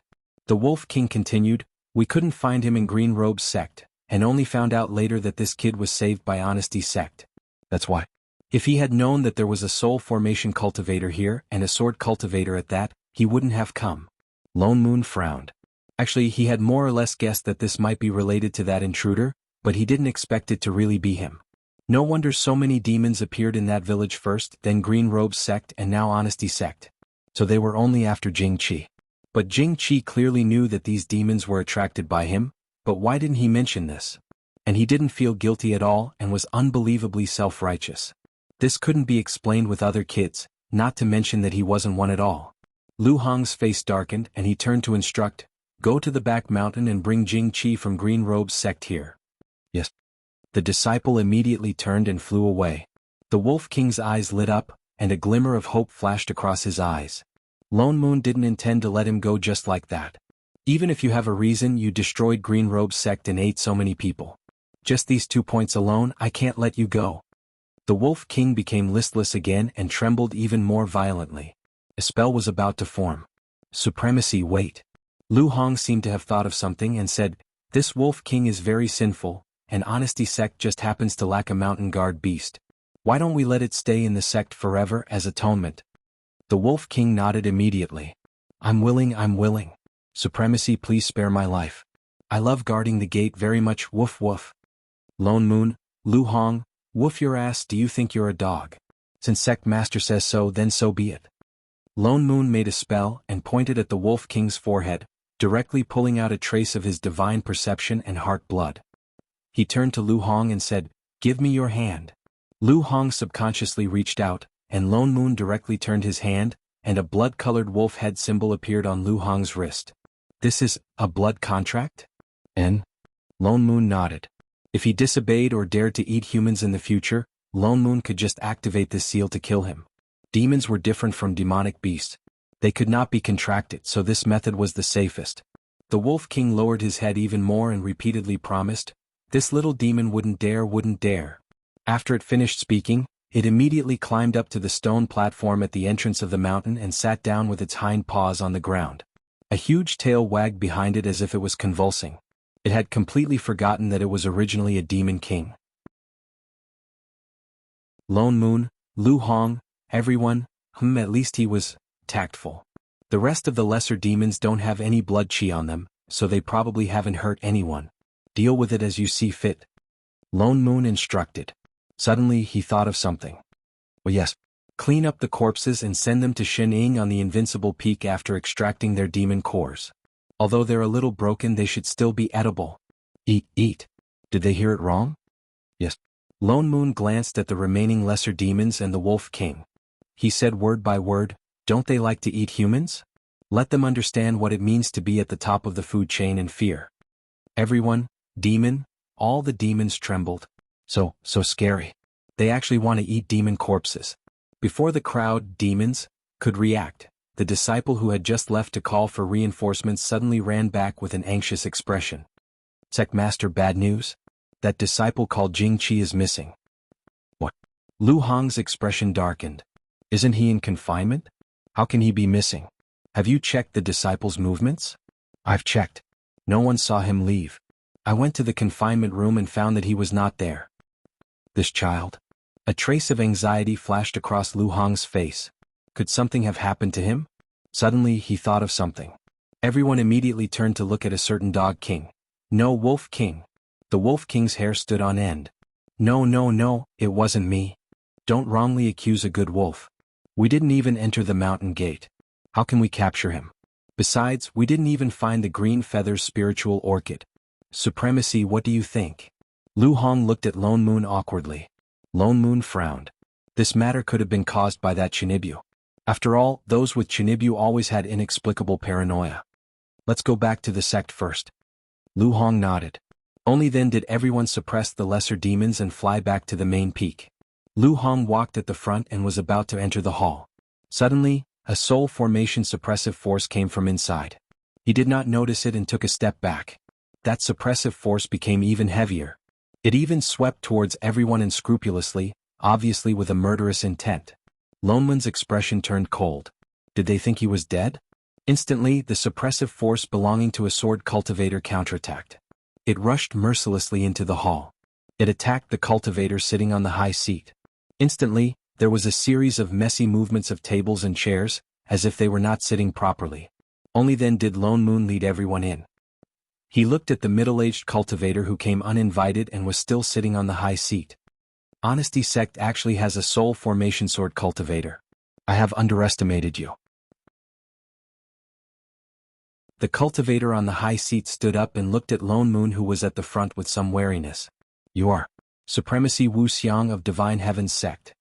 Lu Hong was shocked and instantly recognized the identity of the person. Divine Heaven's Sect was the #1 immortal sect in the Upper Azure world. There were tens of thousands of disciples in the sect. It was completely different from Honesty Sect. There were more than 10 soul formation supremacies in the sect, and this Supremacy Wu Xiang was one of the strongest among them. It was rumored that he was already half a step into immortality. It seems that this old man's face is somewhat pleasing to the eye. The other party smiled, but his eyes were still somewhat arrogant.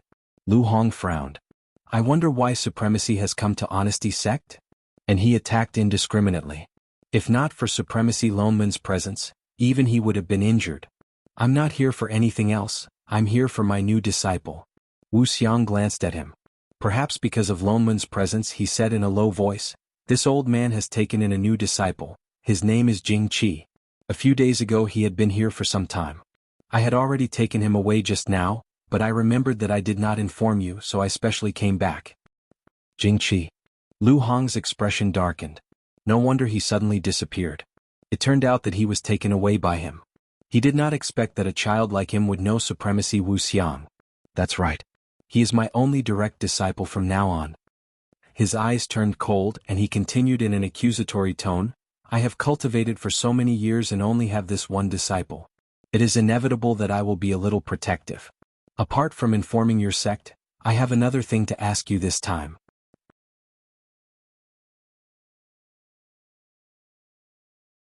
Chapter 317. Lu Hong's heart sank and he had a bad premonition. What is it? My disciple is straightforward and lively, but he is also a pure and kind person. May I ask, sect master, what did he do wrong? You wanted to lock my disciple in a secret room where he can't see the light of day, and you wanted to kill him. His voice deepened, and the coercion from his body began to sweep towards Lu Hong. Lu Hong's face paled, and the coercion was about to sweep over him. Lone Moon suddenly took a step forward and pulled him behind him. They were both soul formation cultivators, but an even colder coercion was directly pressed back. Wu Xiang was stunned and took another step back, almost tripping on the chair behind him. His face was instantly filled with shock. Just now he thought that it was because he was not prepared that he was pushed back. Now it seemed that this person's strength was not inferior to his at all. He clearly looked like he was only in the middle stage of soul formation, but why was his coercion so shocking? Could it be that this was a sword cultivator? Supremacy's words are really interesting. Lone Moon gave him a business-like smile.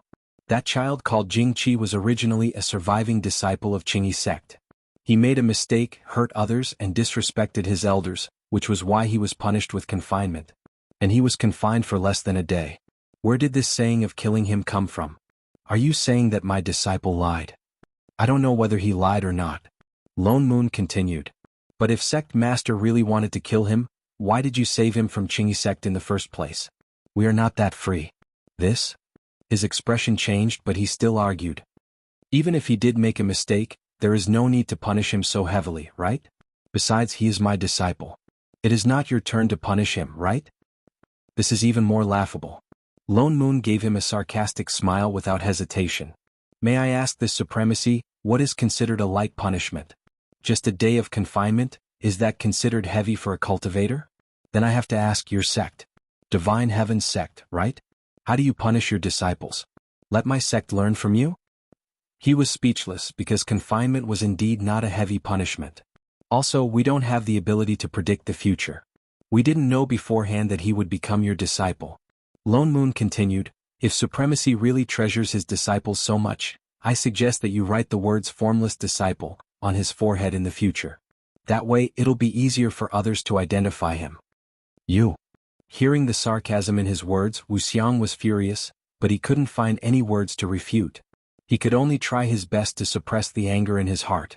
Gritting his teeth, he snorted coldly and said, all right, let's end this matter. I won't pursue it further.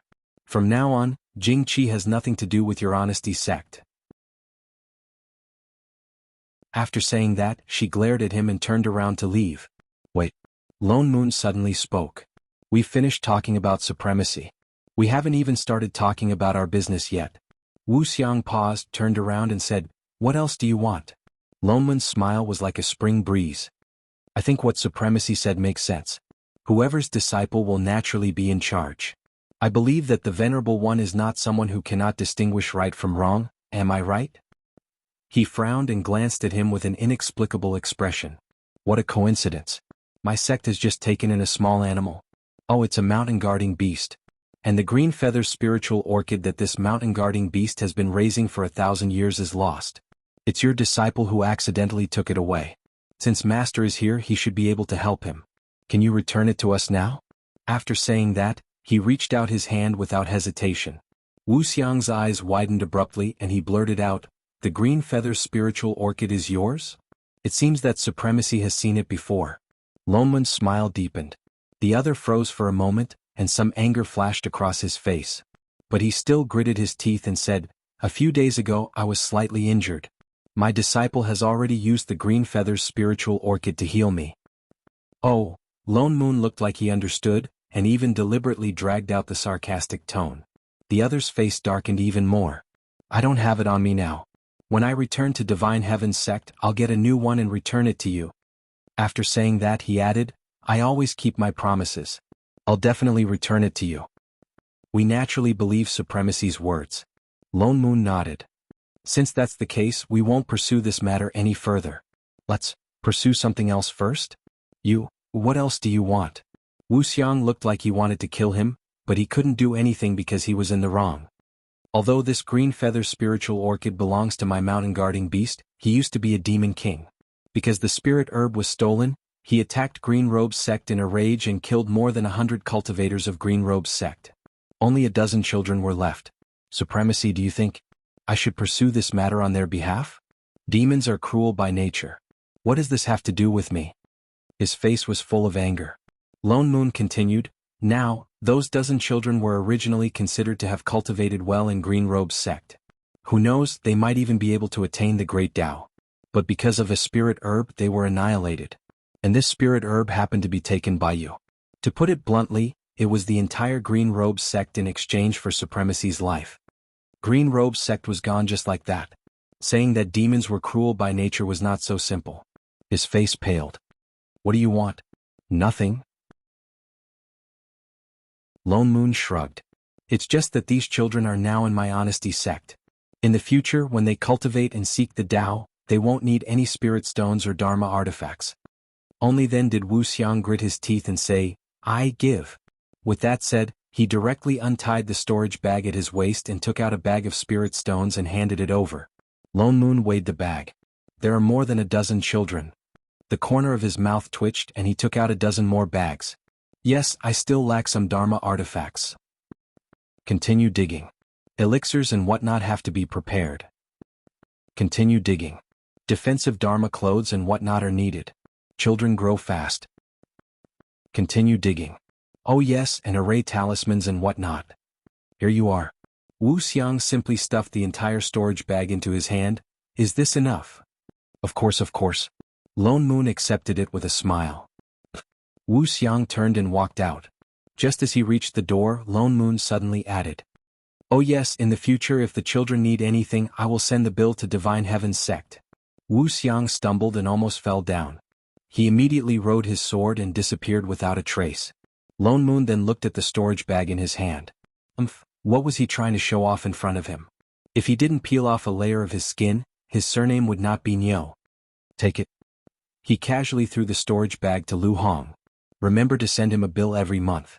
With that said, he clapped his hands and turned to fly back to Invincible Peak. Lu Hong, everyone, Gap Goggle. JPG, they didn't just pick up a soul formation supremacy, they picked up a god of fortune.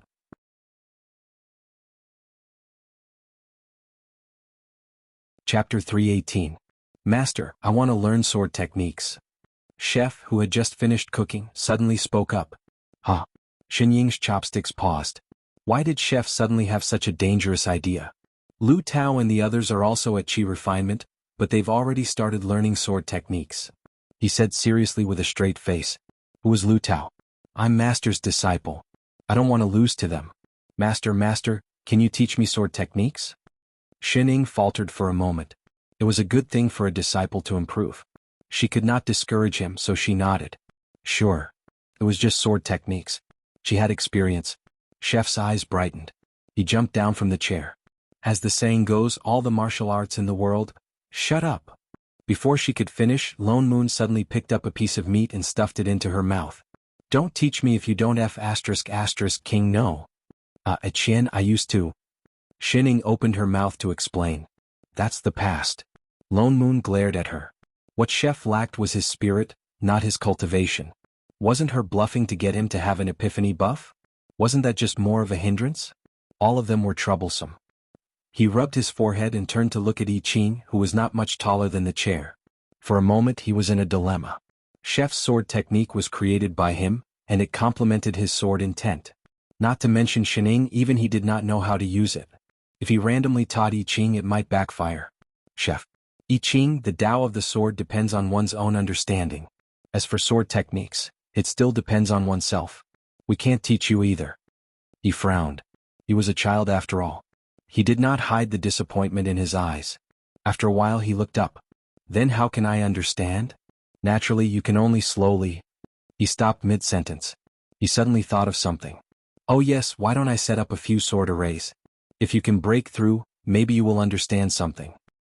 All right. I Ching nodded hard. There was even some excitement in his eyes. I will set up an easy sword array first. When you succeed, I will increase the difficulty. As he summoned a spirit sword and handed it to him, he explained, but you don't have any foundation in swordsmanship, and your cultivation is only at the Qi refinement level. It's very dangerous for you to rashly enter the sword array, and there's even a possibility of you getting seriously injured. Have you thought it through? I Ching turned to look at Shining, his eyes filled with determination. Yes, I'm not afraid. Then, from tomorrow onwards, you will go to the martial arts practice field on the main peak. I will set up a sword formation there. You will enter the formation at 6 o'clock in the morning, and the sword formation will only rest at 9 o'clock in the morning. All right. He nodded his little head.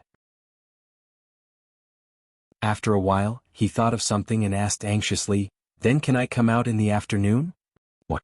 Lone Moon glanced at him. Giving up so quickly? This was not Chef's style. Noon is Master's lunchtime. I got it. The corner of Lone Moon's mouth twitched. She had lost all her memories, yet she did not forget a single thing. When the time comes, I will bring you out of the array. Only then did he feel relieved. After thinking for a while, he cupped his fists and said respectfully, Thank you, Supremacy. Lone Moon stiffened. A trace of awkwardness flashed across his face. In the past he had seen Chef's disdainful, dismissive or discriminating look. Suddenly he was still not used to thanking him so seriously. Master. I Ching turned his head. His eyes seemed to be lit up instantly. He looked straight at Shining beside him and said with some excitement, I will work hard to understand swordsmanship and become more powerful than anyone else. In the future I can also protect Master. Shining was stunned. After a while, I know. Lone Moon seemed to have really started to put Chef through devil training. Every day before dawn, Chef would disappear, leaving only a table full of dishes.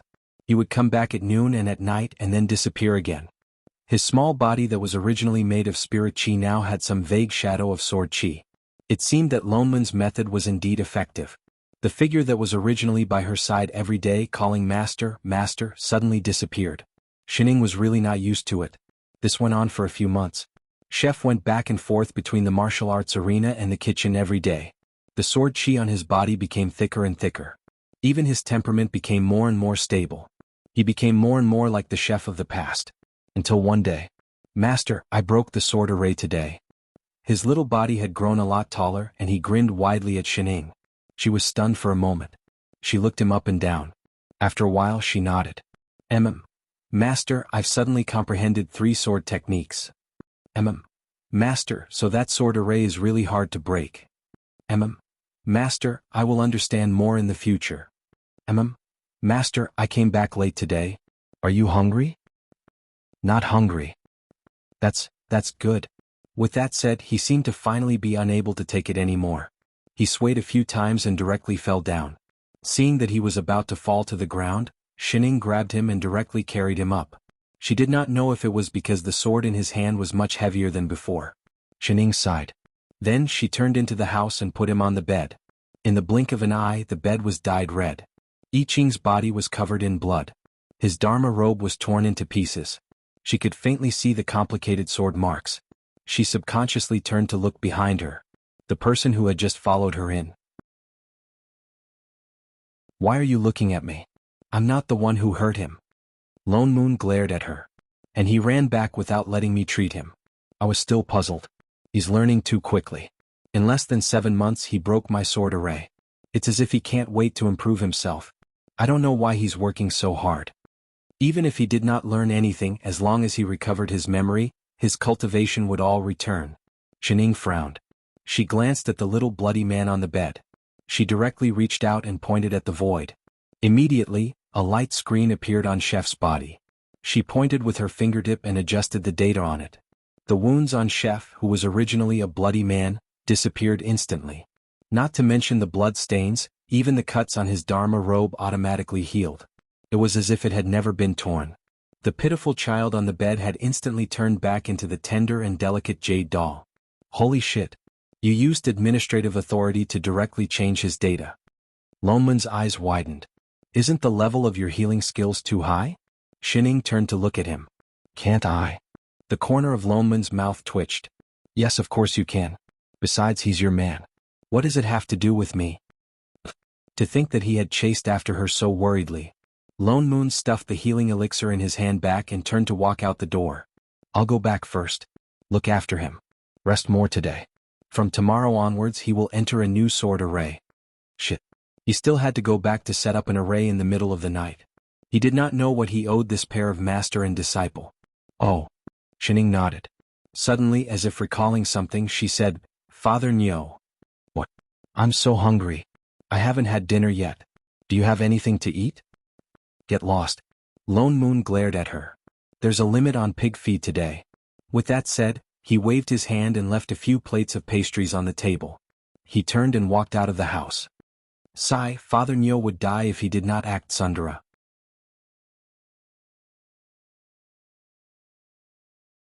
Chapter 319.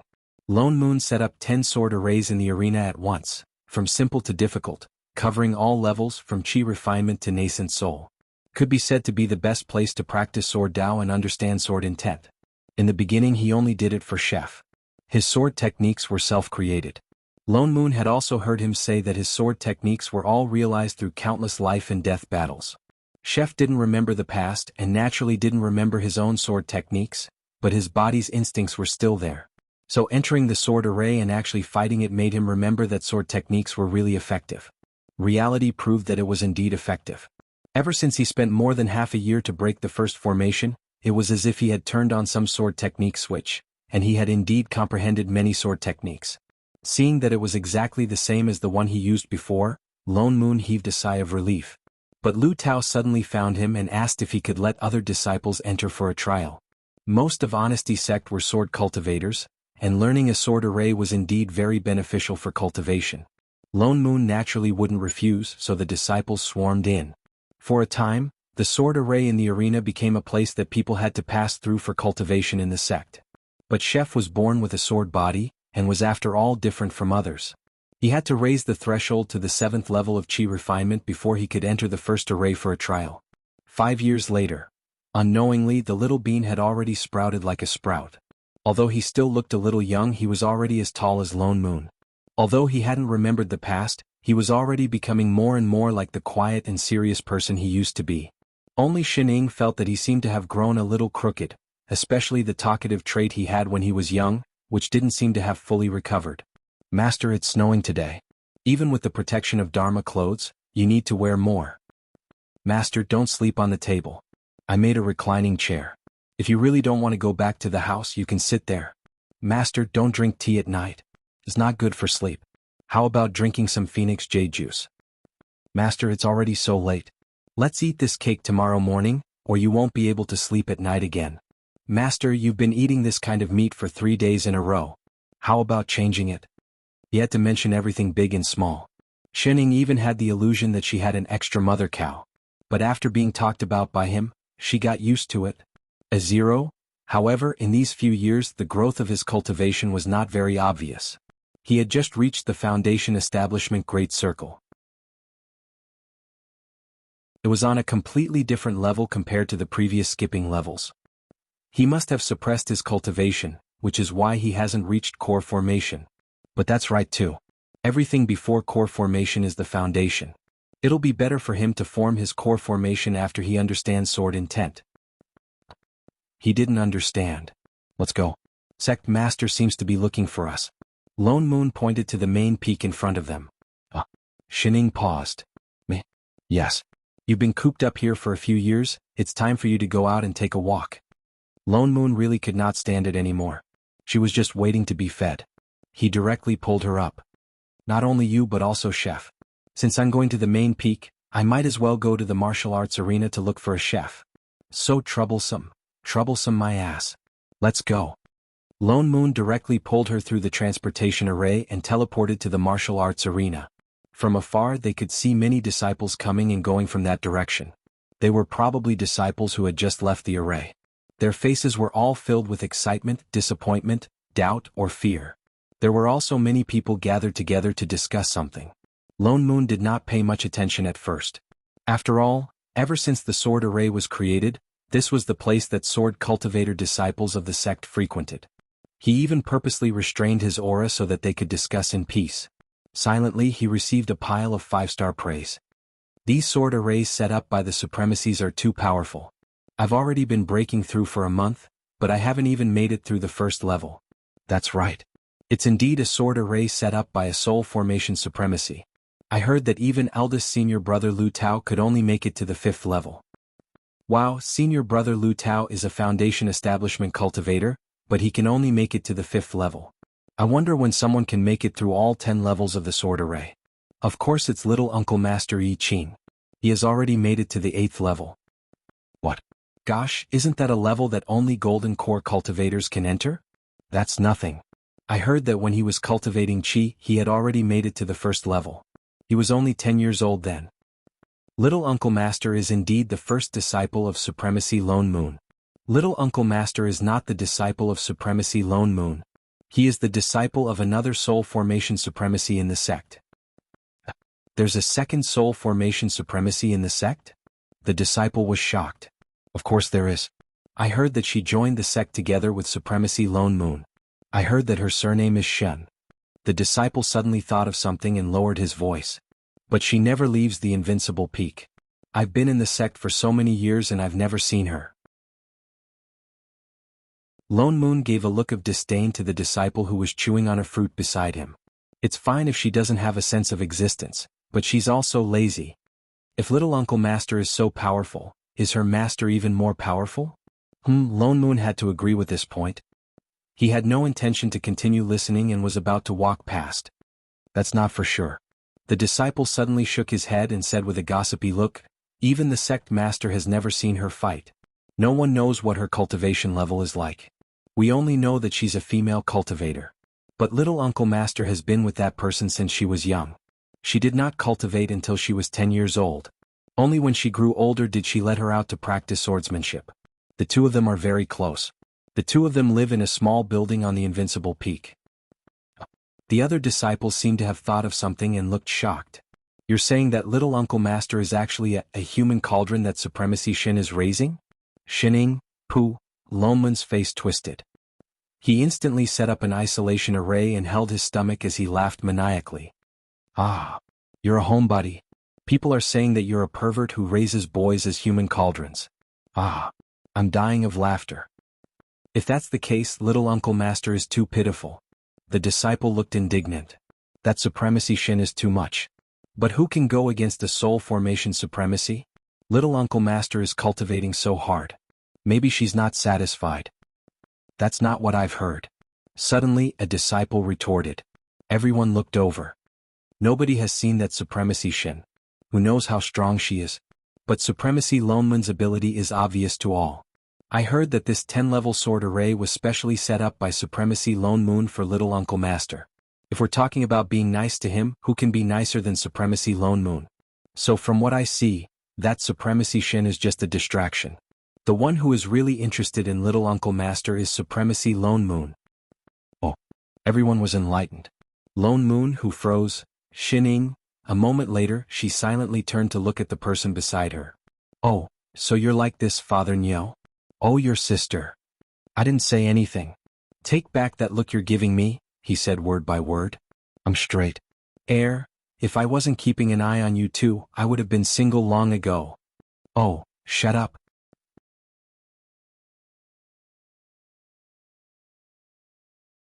Chapter 320. Lone Moon did not expect to be implicated by a random gossip. He lifted his hand and undid the isolation array. Cold air flowed out from his body, and a low pressure swept towards the disciples. The disciples were shocked. When they saw the two people coming over, they shivered and shrunk into a quail. Their faces were full of vigor. They braced themselves and bowed. Greetings, Supremacy. You have the time to talk nonsense here. Looks like you're very confident in breaking the array. Everyone. Lone Moon waved his hand and a wind spell blew everyone back into the array. It was still the 2nd level. For a moment, the entire array was filled with cries of pain. When they reached the main hall, Lone Moon's face was black. He suddenly had the urge to increase the difficulty of the sect's array. Let's see if they still have the time to make up nonsense. Supremacy. Lone Moon? Lu Hong was confused by Lone Moon's stare. He thought about the sect. Did the sect lose money recently? The income from spirit herbs and Dharma artifacts even doubled. There were no new disciples added to the sect's burden. Why did Supremacy look so scary? Why did you call us here? Lone Moon sat on the chair at the side and looked at Lu Hong with a cold gaze. Lu Hong trembled subconsciously. So scary. He could not help but send a look of help to Shining. Unfortunately, she was focused on eating her fruit and did not receive his signal. He could not help but send a voice transmission. Supremacy, Shin's supremacy lone moon? Shining shrugged and said nonchalantly, Men, there are always a few days every month. Lu Hong. Is there something wrong with that? I Ching. Master's words are so profound. I can't understand them at all. Lone moon.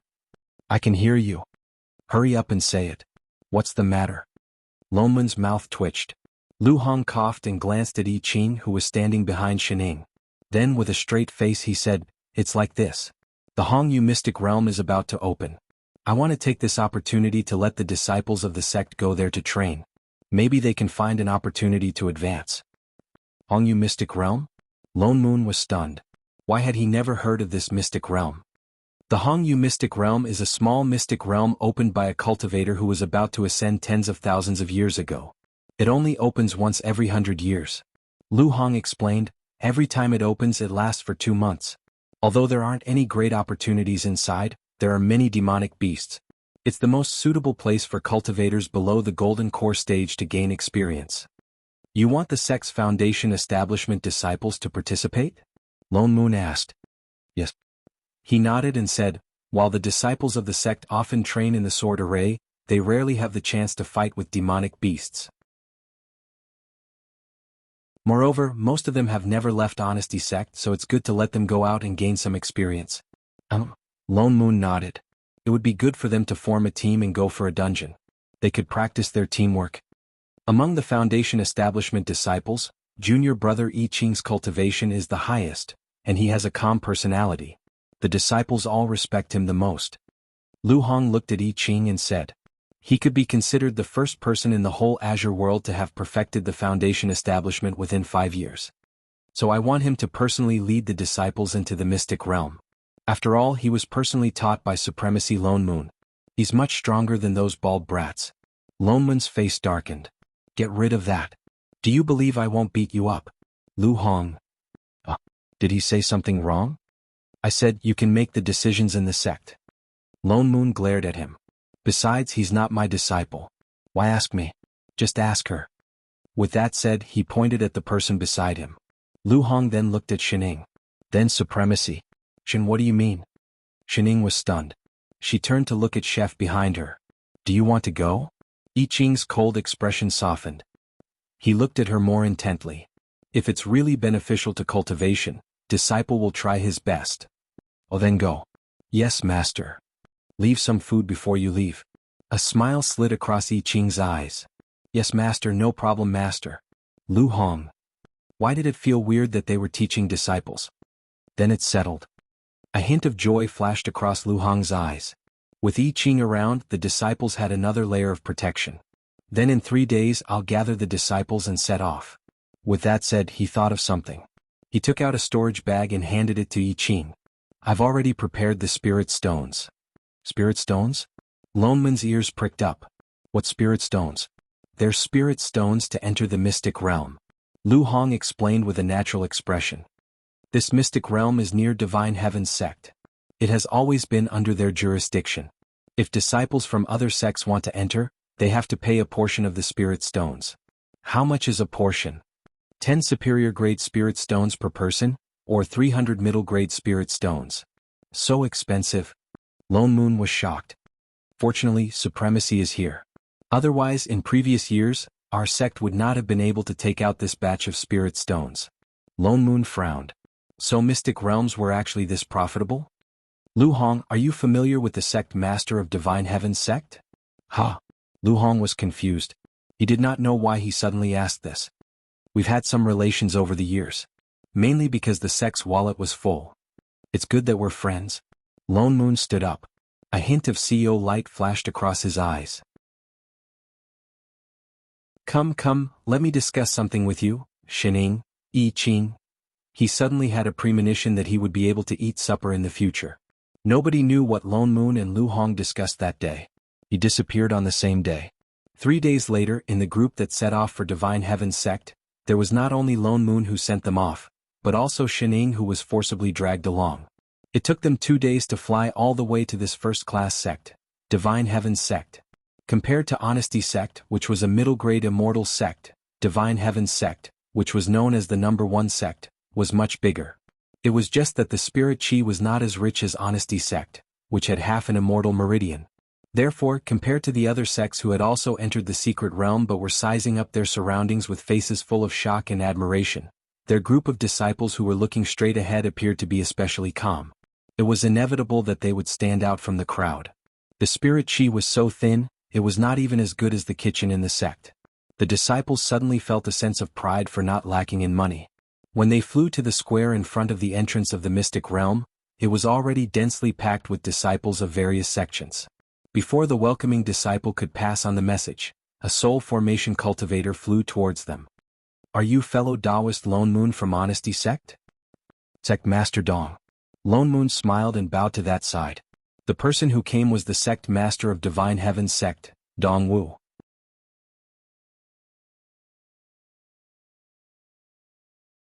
Chapter 321. Ah.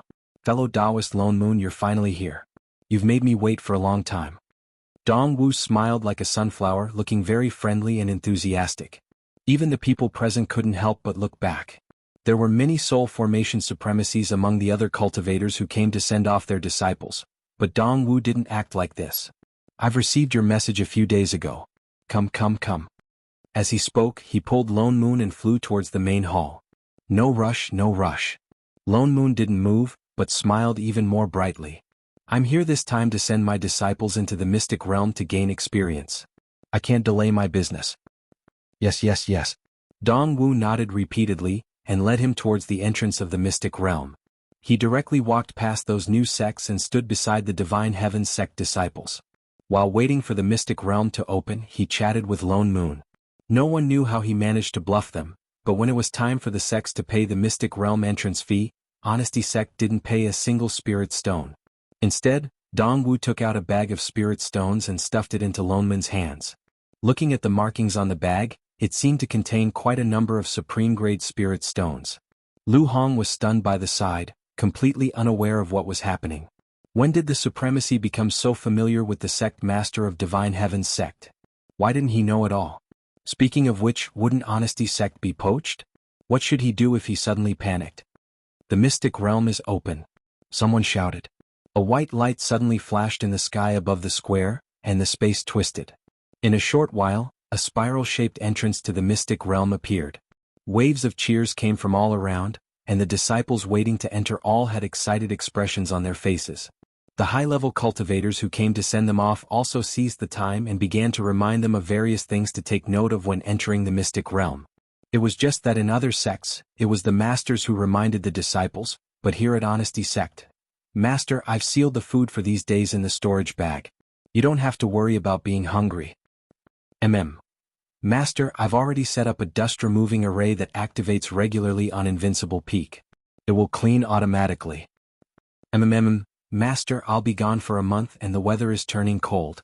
Remember to wear more clothes." "Yes, yes, yes." "Master, don't lean on the table after eating. You'll fall asleep if you lean on it. No one will send you back to your room if I'm not around." "Oh. Master, if you're bored, don't go out alone. I've already told the disciple at the foot of the mountain.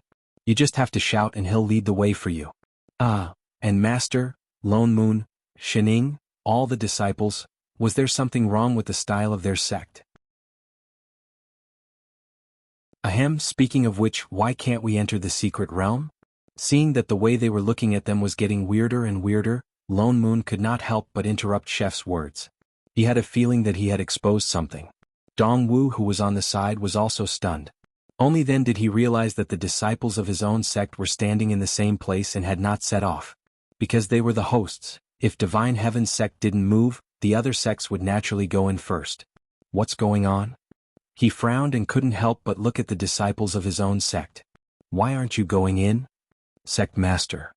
The leading disciple at the front of the team turned pale and said with some difficulty, It's the people from Non-Phase Peak who haven't arrived yet."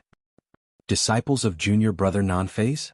Dong Wu frowned, a trace of dissatisfaction flashed in his eyes. "Hurry up and send someone to urge them." "No need." As soon as he finished speaking, a familiar voice sounded. A middle-aged cultivator flew over from the sky. The person who came was Non-Phase, who once rushed up to Wu Wang and was cheated by Lone Moon. "Senior Brother, I'm already here." He still had that arrogant look, and there were 3 disciples behind him. In fact, the one with the highest cultivation was the disciple on the right. He was in the middle stage of foundation establishment, and his aura was not very stable, as if he had just broken through. And it was an acquaintance, it was Jing-Chi, who suddenly disappeared from the sect back then. His body was obviously much taller, and he already looked like an adult. It was just that the layer of fat shadow on the outside of him was really too eye-catching, making people completely ignore the image of the body that he occupied. But his face looked even gloomier than when he was young. His whole person was gloomy, and there was even some resentment between his brows. Lonman's eyes narrowed. It seemed that all these years his method of sending bills to Non-Phase every month was still effective. Indeed, Non-Phase still had some animosity towards this disciple. Previously he vowed that he would only accept 1 disciple, and now he had already accepted 3. And the luck that originally filled Jing-Chi's body seemed to have dissipated a lot. "It's you?" Once Non-Phase landed, he saw Lone Moon beside him and was instantly shocked. "Supremacy Non-Phase, long time no see." Lone Moon smiled with a businesslike expression. The corner of Non-Phase's mouth twitched, and he seemed to think of something. He snorted coldly and ignored him. He turned back and waved at the 3 disciples. "Right." The 3 nodded, and then stood among the disciples of Divine Heaven's sect. Instead, Jing-Chi looked back frequently, and his gaze fell on Yi Qing, who was beside Shining. His expression became even more gloomy, with some undetectable ruthlessness. Yi Qing. He didn't expect him to come too. Not only was he in the same foundation establishment as him, but his cultivation seemed to be higher than his. Why was it him? He was clearly also a disciple of a soul formation supremacy. Why was he always 1 step ahead of him? "Everyone is here, let's go in." Dong Wu instructed, and all the disciples turned back and bowed. Then they mounted their swords and flew towards the direction of the mystic realm. Seeing that all the disciples of Divine Heaven's sect had entered, it was naturally the turn of those from Honesty sect, who were closest to them. Yi Qing clenched his fists by his side and looked back at Shining again. "Master, wait for me to come back." With that said, he flew in with everyone and disappeared behind the door in an instant. The other sects also followed in. In less than a moment, there were only a few dozen high-level cultivators who came to send off their disciples in the originally lively square, and it seemed a little empty. "Junior brother?" Dong Wu then looked at Wu Xiang beside him and said with some disapproval, "The opening of the mystic realm is a big event in the sect. I hope junior brother can prepare in advance in the future, and don't miss the timing like today." A trace of anger rose in Wu Xiang's heart, but he couldn't show it, so he could only nod and say, "Yes, senior brother." With that said, he looked at Lone Moon beside him. "I still have things to do in my peak, so I won't accompany senior brother." With that said, he directly turned and flew away on his sword. Dong Wu looked at the person who flew away, sighed and frowned. He also didn't like this junior brother Wu Xiang. Among all the peak masters in the sect, his temperament was the weirdest. Many years ago he was unwilling to accept disciples in the sect, but a few years ago he suddenly brought one back, saying that he was the only disciple. Unexpectedly, after 2 years, he took a fancy to 2 new disciples with celestial spirit roots. Originally, they had already been accepted by other peak masters, and were only short of a master's gift.